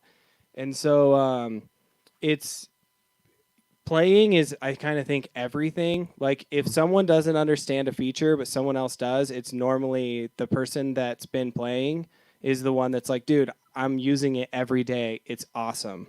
Or I'm using it every day and it's not that good. We need to change it, And so, obviously playing all the time comes in waves. But yeah, like playing and traveling, getting to talk to people, as far as like getting ideas from people, it's always great to just hear people's input. And we definitely like take that into account. But I'd say that as far as like what's going into our products, it's just playing. And the fact that we all play, whether or not we're playing out, we're making music almost every night, if not every night of the week. That has everything to do with it, for sure. It was directly evident when I saw Mitch from Empress when you guys were out here. Yeah. When he was out here recently, and just watching the way he was playing perform, I didn't know what he was doing, but it was very clear that he was manipulating his live set on the fly. And then like within minutes of having it, after watching your demo videos, I was just like, this is the most instantly accessible. And yeah, like I think the playing that just like really translates. It's very Yeah, totally, man. That's awesome. Thanks. Yeah, Yeah. Mitch is great with it, and he's crazy because he saves everything he makes. So I mean, I think he's almost out of memory on Metron, which is 8 banks of 64. Wow. And I'm like, oh, no one will ever do that. And Mitch has had it for like 6 months or something, and it's like, oh, mine's full. But yeah, playing is really everything, and like a lot of our modules are coming from that idea where I think the EQ obviously is something that a lot of people have asked for, and we've seen requests for it, but I think that the real reason that got made and why we were doing it is because William really wanted something he could make like a format filter with and customize it, and he wanted to be able to make that sound the way he made the Synchrodyne, and he makes the Synchrodyne sound so crazy. Like he's really good at playing that thing, and he loves that growly kind of sound. And so I think he was definitely like, this is what I want for the sounds that I want to make. And then we can all obviously kill two birds by letting people know that it's a 5-band EQ. It's funny you say that because I feel like you have more than once have told me that the origin story of a module was you guys wanted something in your performances. You saw that gap, and so you guys made it yourself. Yeah, I know, like, exactly. Even like the volt, right? Like you were using that in your testing process, right? Yeah, so we made Volt just as a testing thing. It's just a calibration unit, and that's why it's kind of expensive for a low for a module that doesn't have a crazy functionality, but it's super precise voltage, so you can use it to tune and calibrate oscillators, and that's what it was made for. And then I was like, can we just put an input on this thing so I can use it as a volt accent or offset, so that way I can kind of use it like a sequencer? And yeah, of course we can, Awesome. So that one became that. Select is definitely 100%. I caught William on the right day and told him on the right day that I needed a switch that wasn't a sequential switch. I needed something literally just a switch between two sequencers because it didn't exist. And I had to pull it up on Modular Grid and be like, help me look if you don't want to build this, because it just doesn't exist. Like, right. And there's definitely switches up there, but there just wasn't the one that I wanted. And so we talked about it, and so he put that one together. And then, yeah, I mean, Crater's definitely that. We all were using, before we all got Crater, we all just started using samples from a simulator because we just couldn't get the sound we wanted from either a module or, I mean, building it in a discrete way just makes it so big as far as HP goes. So, yeah, everything's just out of necessity. We should just, oh yeah, we're playing this and I could use this. Mm-hmm. So yeah, and then I don't know if a lot of people know this, but when you go to WMD devices, they have a rack set up, and everybody there has to spend time to play on it, right? Like that's part of their. Yeah, I mean they have the option to. We tried to make it mandatory, but but yeah, if you want to play with it, you totally can. And unfortunately now it's like it's obviously hard to do that, but people can borrow stuff. We send stuff home with people. A lot of our employees are actively working with the stuff and playing with it. Yeah. And if you've ever been to a Freak Boutique, you've probably seen some of the exactly. employees at Half the WMDS, actually play it. So that helps. Yeah. Axis is a stereo crossfader, and that one was funny because Mason had this idea that he needed to be able to add dry and wet, and I needed to be able to collaborate with people and say, rather than you play the drums and I play the bass, why don't you just jam for 5 minutes and then we'll crossfade to me and we'll just like DJ ourselves. Mm-hmm. So yeah, I mean, all of our modules since the performance mixer, 100% are performance and just need based, I guess. Right on. Well, man, I really appreciate you coming on here and talking about Nasty Nachos and also the new modules. And I know we're going to hear more. I can't wait for the demo for Scalpel. Yeah, so Sonic State just shared theirs, and for Superbooth 2020. So Sweet. Cool. So maybe I can find it and put it in the chat. But there is a video where I do a brief demo. It's definitely not like as in depth as a normal demo, but it's definitely coming. Sweet. Yeah, I think I saw that teaser. If that's the one you're talking about, that was what got me super excited. I think I actually like stepped away and like actually text him like, "Can I just give you my money now?" Yeah, I saw that. Yeah, which you can. So awesome. I'll give you like a quick. Do you want to plug anything? You got anything last to say before we switch over to Mike? One more question for Alex. Oh yeah. Oh, sorry. Hold on that. Yeah. What's the question? Whether black panels will be available for modules, like to retrofit silver modules. Yeah, so that's something that obviously has taken longer than we anticipated. Yes, it's gonna happen. I want to put this link in the chat, so I went to the YouTube. The chat links won't work. People can't see links in the chat for some reason. There's some filter. Oh, really? We can put it in the comments. We'll put it in the show notes. Okay, cool. Yeah. But yeah, that is something we've been working towards, right? So we started out doing the modules just because we had modules out of stock. That was priority number one. It's just getting stuff. We're overproducing panels to have enough to put aside, but we just haven't had the time to like kit them up to be ready for sale.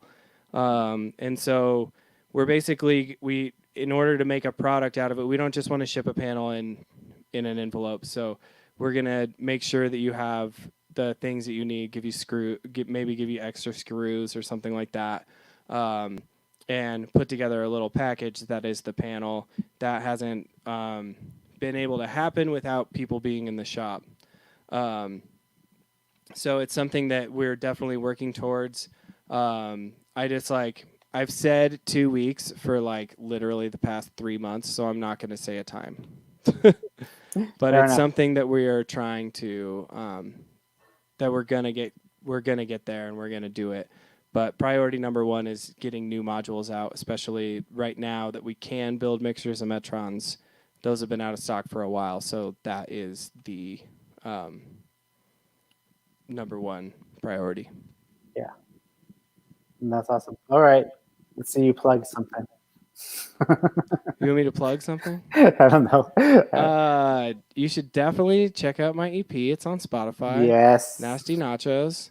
I'm doing lots of live streams, so follow me on Instagram. And I have a YouTube channel, which probably has like 18 subscribers. So go be one of the 25 after today. Nice. That's just Nasty Nachos, one word. And then, yeah, WMD videos. I mean, that's like the main thing I like to tell people about is WMD's YouTube. I try and put out a video at least every week. And if you are stuck with any module, there's probably advice on how to do it there. Awesome. Thank you so much. Nasty Nachos, Alex Anderson. Yep, thanks for having me. See you guys. Thanks, Tim, for coming in. Yeah, thanks, Tim. Right on. All right, next up, we're going to have Mike Estlick. He's going to talk about video synthesis. You're watching the Colorado Modular Synth Society meetup. Next up, a talk on video synthesis by Mike Estlick.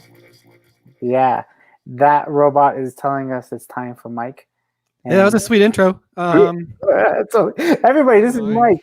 Hey, what's up, Mike? Mike, let me just intro you a little bit personally. So if you've been to any of our meetups, Mike brings all the cool stuff. He has brought his Buchla, his Surge stuff, and then sometime, I guess over a year now, you start getting into video stuff, and you really dived in deep. So Mike's given a few talks about Buchlas, and I think he even helped us with the Surge one. And we originally were going to have this talk in March, talk about video synthesis, just before all this happened, Mike in Kentucky, who's somewhere probably in the chat somewhere, we all did a thing at the TEDx Denver, a Mile High event. I think I'm saying that right. And we did like a sound bath, and Mike set up this cool video thing where people could stand in front of it and get modulated with the Buchla and the LZX stuff. People just loved it, and that really sticks in my head as a memory for you when I hang out with you, Mike, is that like you're such a great educator and very patient with people.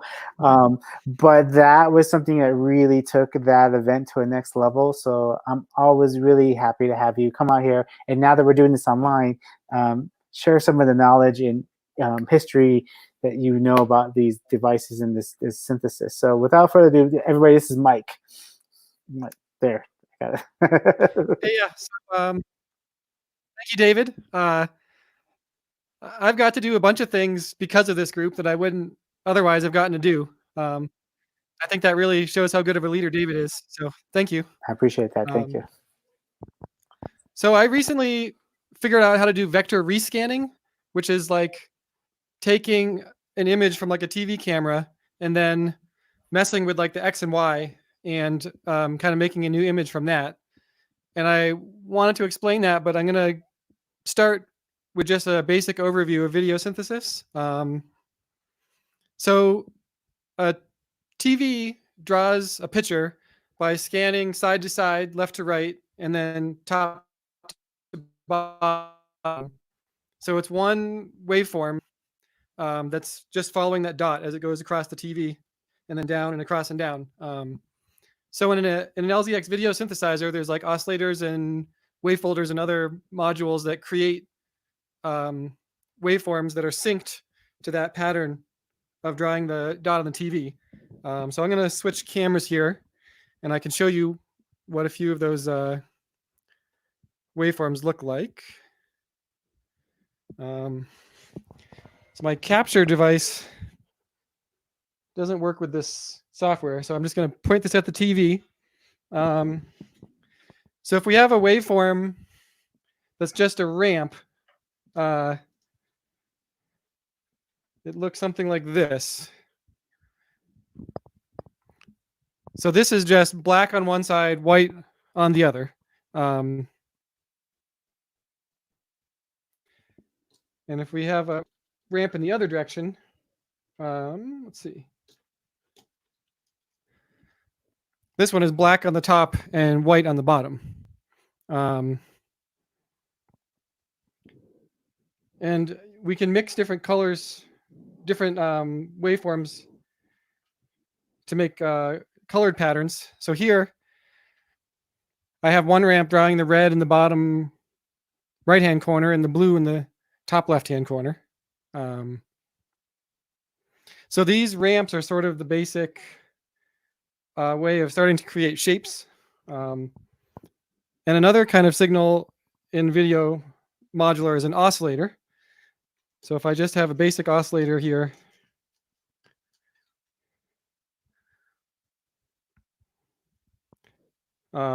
this is synced,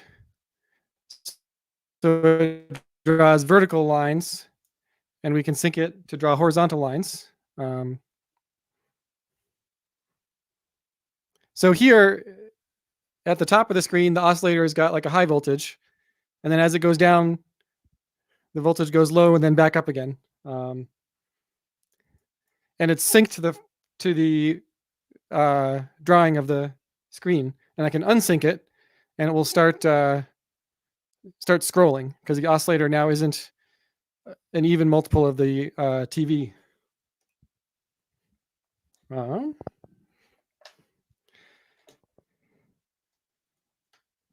And I have an oscillator here going through a wave folder, and the three outputs of the wave folder going to the different colors. So here we can see if I turn the oscillator frequency, we can see different patterns, and we can sync it horizontally and vertically. And then the wave folder, we get different effects by playing with the parameters on the wave folder. And I also have a camera set up looking at me here. And if I do some modulation of the oscillator with the camera, now we can see me. So there's the oscillator frequency doing different things to my face there. And then play with the wave folder and kind of get different colors.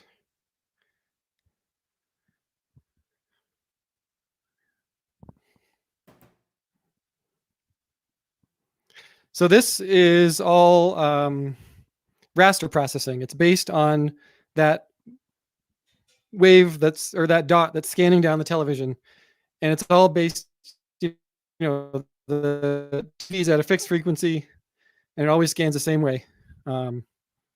There's also vector processing, and a lot of people will get like an XY oscilloscope, and they'll run a like a pair of oscillators into the X and Y, and it'll draw like little circular and kind of loopy patterns.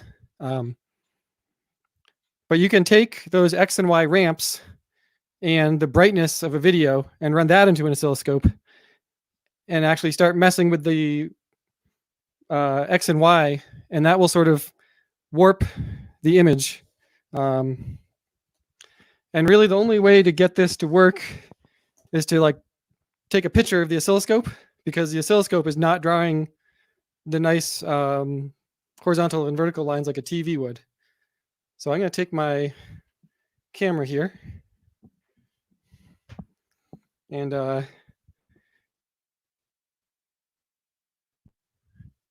here's my oscilloscope, and I'm going to try and get a good picture of the display in the oscilloscope here.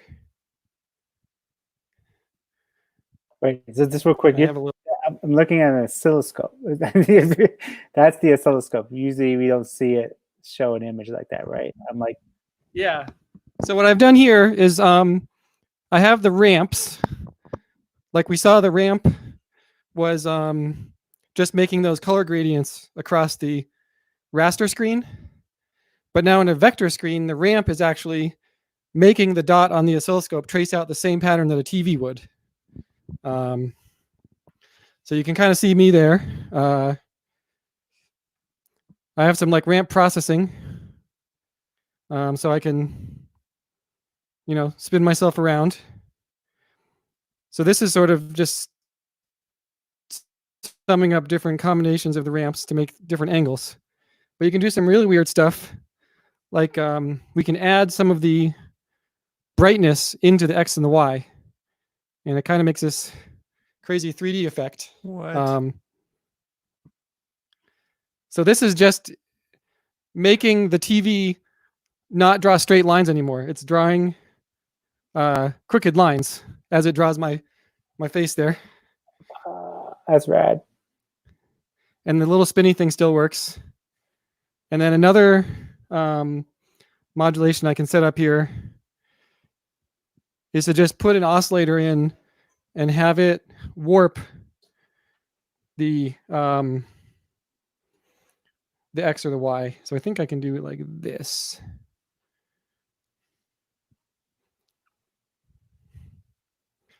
Yeah, so now we should see like a warping of my face there. Yeah, that's cool.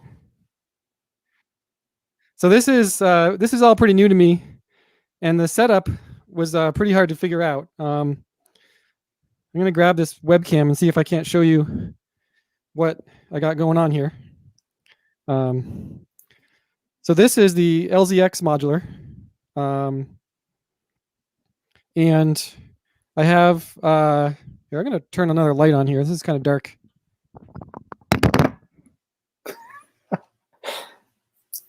All right, I got some lights on now.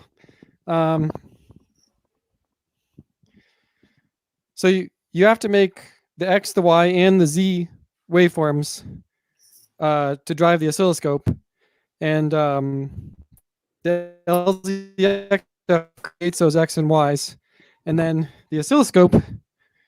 I'll see if I can see the back of the scope here. Has these BNC connectors for X, Y, and Z. So I just off of eBay had to order these 1/8 inch to BNCs. And then this oscilloscope is literally just an XYZ display. It doesn't have time base or any other like useful oscilloscope functions. All it can do is that XYZ. So if you watch eBay long enough, eventually you can find one of these things. So yeah, that was kind of what I wanted to show, was the vector rescanning. That looks awesome. I'm going to switch back to myself here. Ooh, That was super cool. that looks rad. This is a dumb question, and someone else can answer this. How big can oscilloscopes get? Can they get like a giant screen oscilloscope? I've always seen them like only like this big. Oh, wow, not very big. Is there any reason why they couldn't be bigger? I think they would be ridiculously expensive. Okay. Because the tube, like that tube is only 5 or 6 inches across, but it's like 18 inches deep. Mm-hmm.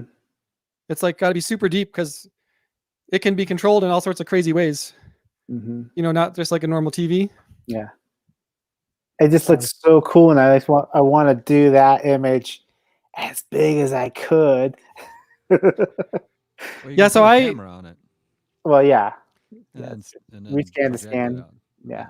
I think one of the next things I got to figure out is, how to capture it with something better than a webcam, and build like an actual shroud that kind of protects it from reflections, and it has crazy contrast, so it freaks cameras out because like the bright parts completely wash out Mm-hmm. if the camera's like trying to auto adjust. Yeah.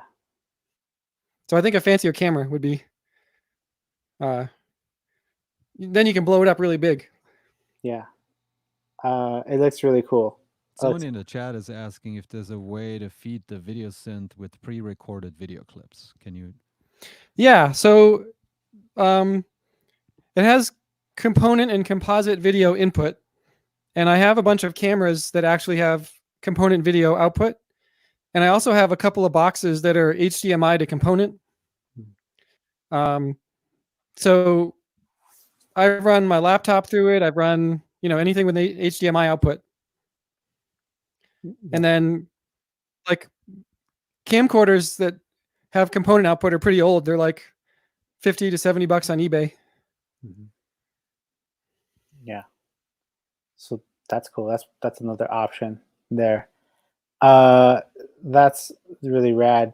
One thing I wanted to like kind of bring up, because people might not have seen you work a lot with the Buchla and Surge systems, which is awesome. And so you're doing that with video as well. Right. Can you talk a little bit about that? Yeah, so my YouTube originally was me just playing my Buchla and other synthesizers with just a camera view, and I thought it was kind of boring just watching me play. And for music stuff, I'm really into like 70s era synthesis and maybe a little bit of 80s kind of digital effects. And I started reading about the LZX system, and it's basically a 70s era video synthesizer, and they have a couple of modules that are like 80s digital kind of stuff. So I thought that for visuals, it's like the exact technological analog of what I was doing with music. And then the LZX is Eurorack, so it's all compatible with Euro Modular. And with the Buchla and Surge stuff, I just can patch over like sequencers and envelopes and any part of the audio patch into the video and make different things happen. Mm-hmm. Do you need Cool. a lot of attenuation for that audio signal? That's a question from the chat. Yeah, the LZX wants plus and minus 1 volt. Here, I'm going to flip back to my other camera and share some more stuff here. Yeah.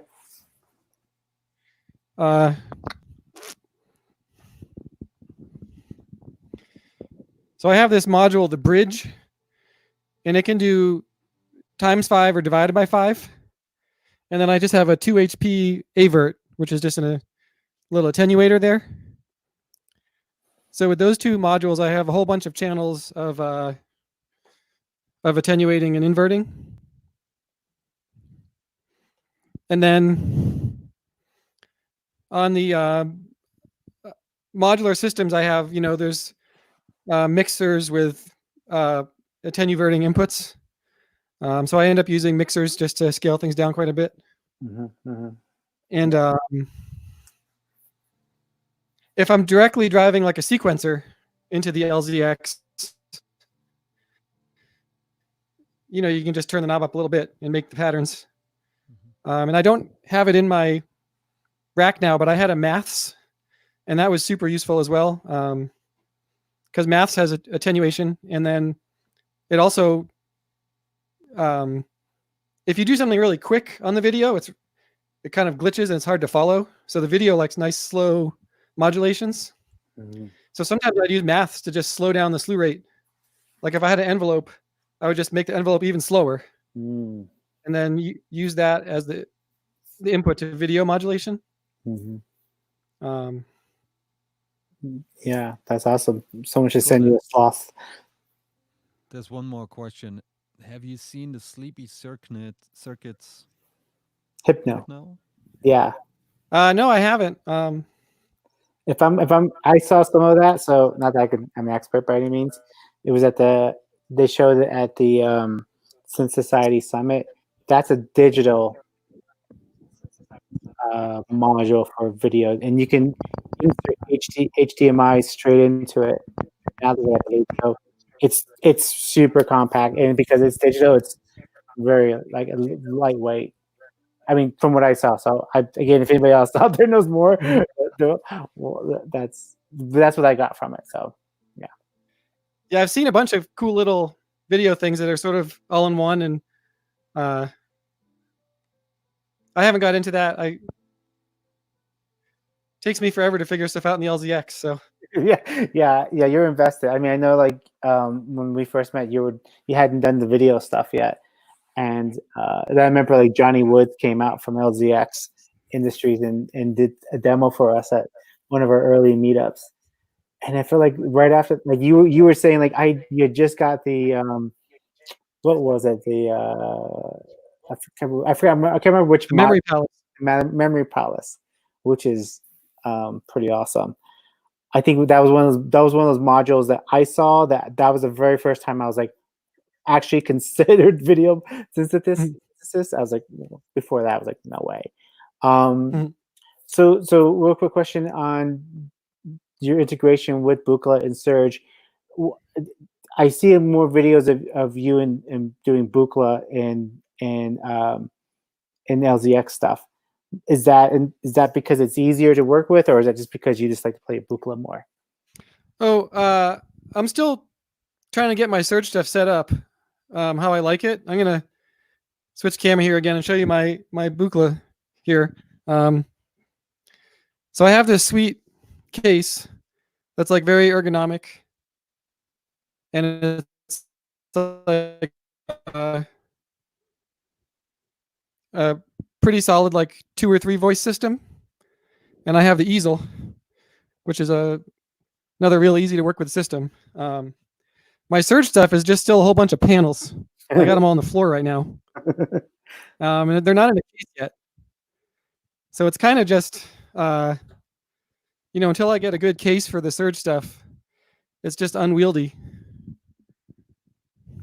Yeah. And Brandon's going to make me a case, maybe when we get to meet people in person again. So speaking of your Buchla work with video, I have your YouTube up. Is there a video maybe that we could show people and listen to the music and see how it reacts with the visuals? Is there one that you'd like us to show? I'm going to go just take a quick peek and got one of the newer ones. Yeah. While you're doing that, I want to say real quick, when we originally were going to do this meetup, LZX sent us some shirts and some patches, a shirt and some patches, and I was gonna give this away at a raffle, but we're not able to do that right now. So if you want a chance to get this, we're gonna give it away today for anybody who's watching right now. Sorry if you're watching in the future. Go on to. I'm having a hard time knowing where to place this. Go on to onto the comments on either one of these live streams, and just hit hashtag CMSS giveaway. We're going to look at the timestamps, throw that into a number generator, and then we'll contact you about if you won. So if you want a sweet, cool LZX shirt and some awesome patches, do that. Hashtag CMSS giveaway.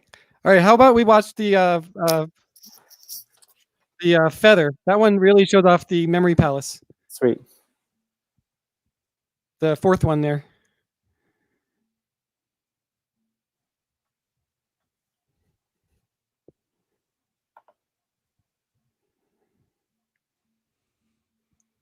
Maybe you can get the sound. He's working on the sound. So this is all live and improvised, and I have the camera above me while I'm playing. So that's actually me playing and the LZX superimposing on top. I don't hear the sound yet. We're gonna get it. Okay.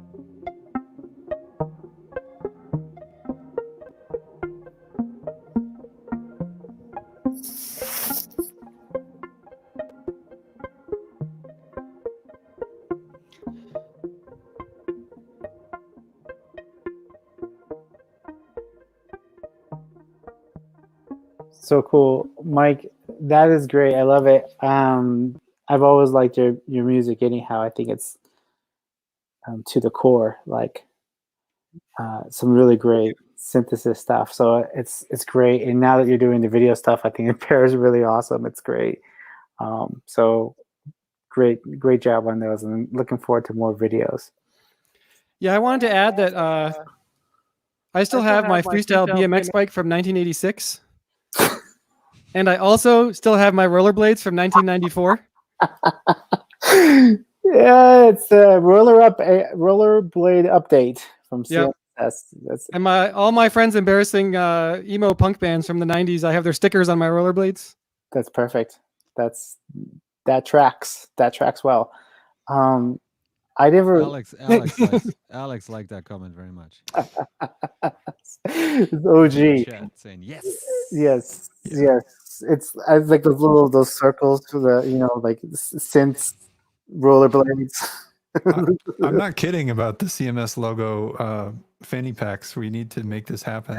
We actually looked at those, so that's actually. I love fanny packs. Yeah.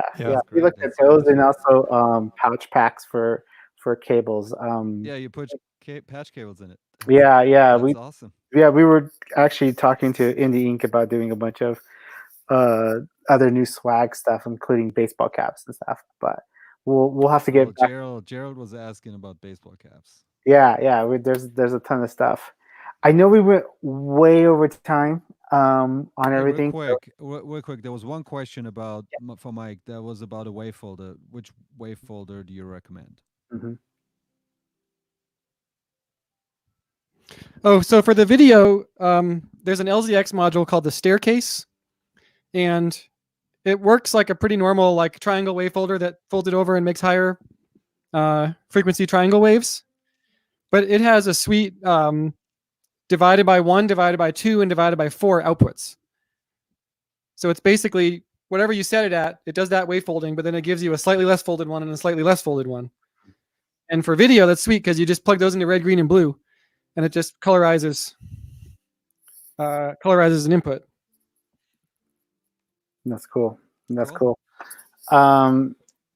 Yeah, I love it. Everybody, please follow Mike's YouTube channel, and if you have a lot of questions about that. Also, we Colorado Modular Synth Society also started the Discord, so hit us up to get an invite for that. Mike is also on there, and we have a visual channel to talk more about all of that. Mike, thanks for coming so much. I really appreciate it. And thanks for hanging out. I know we went so long to get to this part. We're gonna have to wrap up so that everybody can do all their dinner stuff and all that good stuff. It's really great seeing you guys. A few things really quick before we bounce out. Visit our website. We have a newsletter that comes out about once a month, randomly, kind of whenever I get a chance to write it. I'm gonna be good about updating all the new information that's coming out. We are on board with doing this online format, not only for now, but also for the future. So please subscribe and join our different social channels so that you can tune in for when we meet up in person, or if we just keep doing this stuff online. I briefly mentioned we're going to do something for Friday, May 1st. That's the day that Bandcamp is waiving fees. We're going to do a modular synth artist listing party for anybody who's on Bandcamp. So hit us up if you have an album on Bandcamp or a song on Bandcamp that you made with modular synth stuff, and we will try to put that on our playlist. We're going to do that on our new Twitch account, which is another new thing we have, and we will be trying to give some listens to that stuff, and hopefully people will buy your music, or people will support the local artists doing modular. Nachos. Yeah, Nasty Nachos. like He has Nasty a new Nachos. EP out. Exactly. Buy it. I even have an EP out, so if you want to check that out, Sine Mountain. Monoscene doesn't have anything out, but I hope soon he has something up. Sine Mountain. Monoscene also has a YouTube. Go check out his. It's rad. Kip is also doing stuff on Twitch, and man, I can't wait for you guys to see Kip play at some point because he kills it. It's awesome. It's so dope. So definitely check out his stuff. And Tim So has one more thing. yeah, go for it. Do you want to talk about the compilation? Yes, I was going to get to that. So the other thing is, like, if you want to hear what the Colorado Modular Synth Society members are doing musically, we have been working on the compilation for a while now, and a bunch of members submitted stuff at the end of the year, and thankfully, Monoscene is taking over that project. So why don't you give a quick update on where we're at with that compilation? Yeah, so all the mastering's done, sequencing is done. We are waiting for the final artwork, but we're really pushing hard to have that compilation released next Friday, May 1st, in time for our listening party. So there's 18 tracks on there. A lot of people have contributed, a lot of different styles, from ambient to kind of acid, techno, and all kinds of stuff. So it's going to be really great. Look out for an announcement here. I'm trying to get that Bandcamp album up as soon as we receive the artwork, and next Friday. Yeah, you guys are going to want to really check out this compilation. Is so good. It's so good. Mike Estlick is on it too. Mike is on it. Mike has a piece on it, which was so good. Yeah, Kip, like everybody Kip's here on on it, David's on it. Everybody here is on it. So. Exactly. Yeah, no, it's really good, and I hope you guys get a chance to check it out and support that. It's awesome. We'll be there, so we'll be back on Friday on Twitch. Maybe we'll do it on YouTube too. We're still figuring all this stuff out. Big shout out to Kip and Monoscene for helping figure this out and setting up the Discord. I think in closing, I just want to say, hey, I miss you guys a ton, and this is keeping us together, and it's been really awesome to meet all the new folks, not only in Colorado and outside of Colorado. I want to be your friend. Let's be friends. Let's get nerdy about this stuff, and let's inspire each other to keep patching. So wash your hands, wet stripe down. Take care, guys. Thank you, everybody, for showing up and doing this. We'll continue the conversations online. Thanks, everybody. See ya. Thanks, Take everybody. care. Thanks, Mike.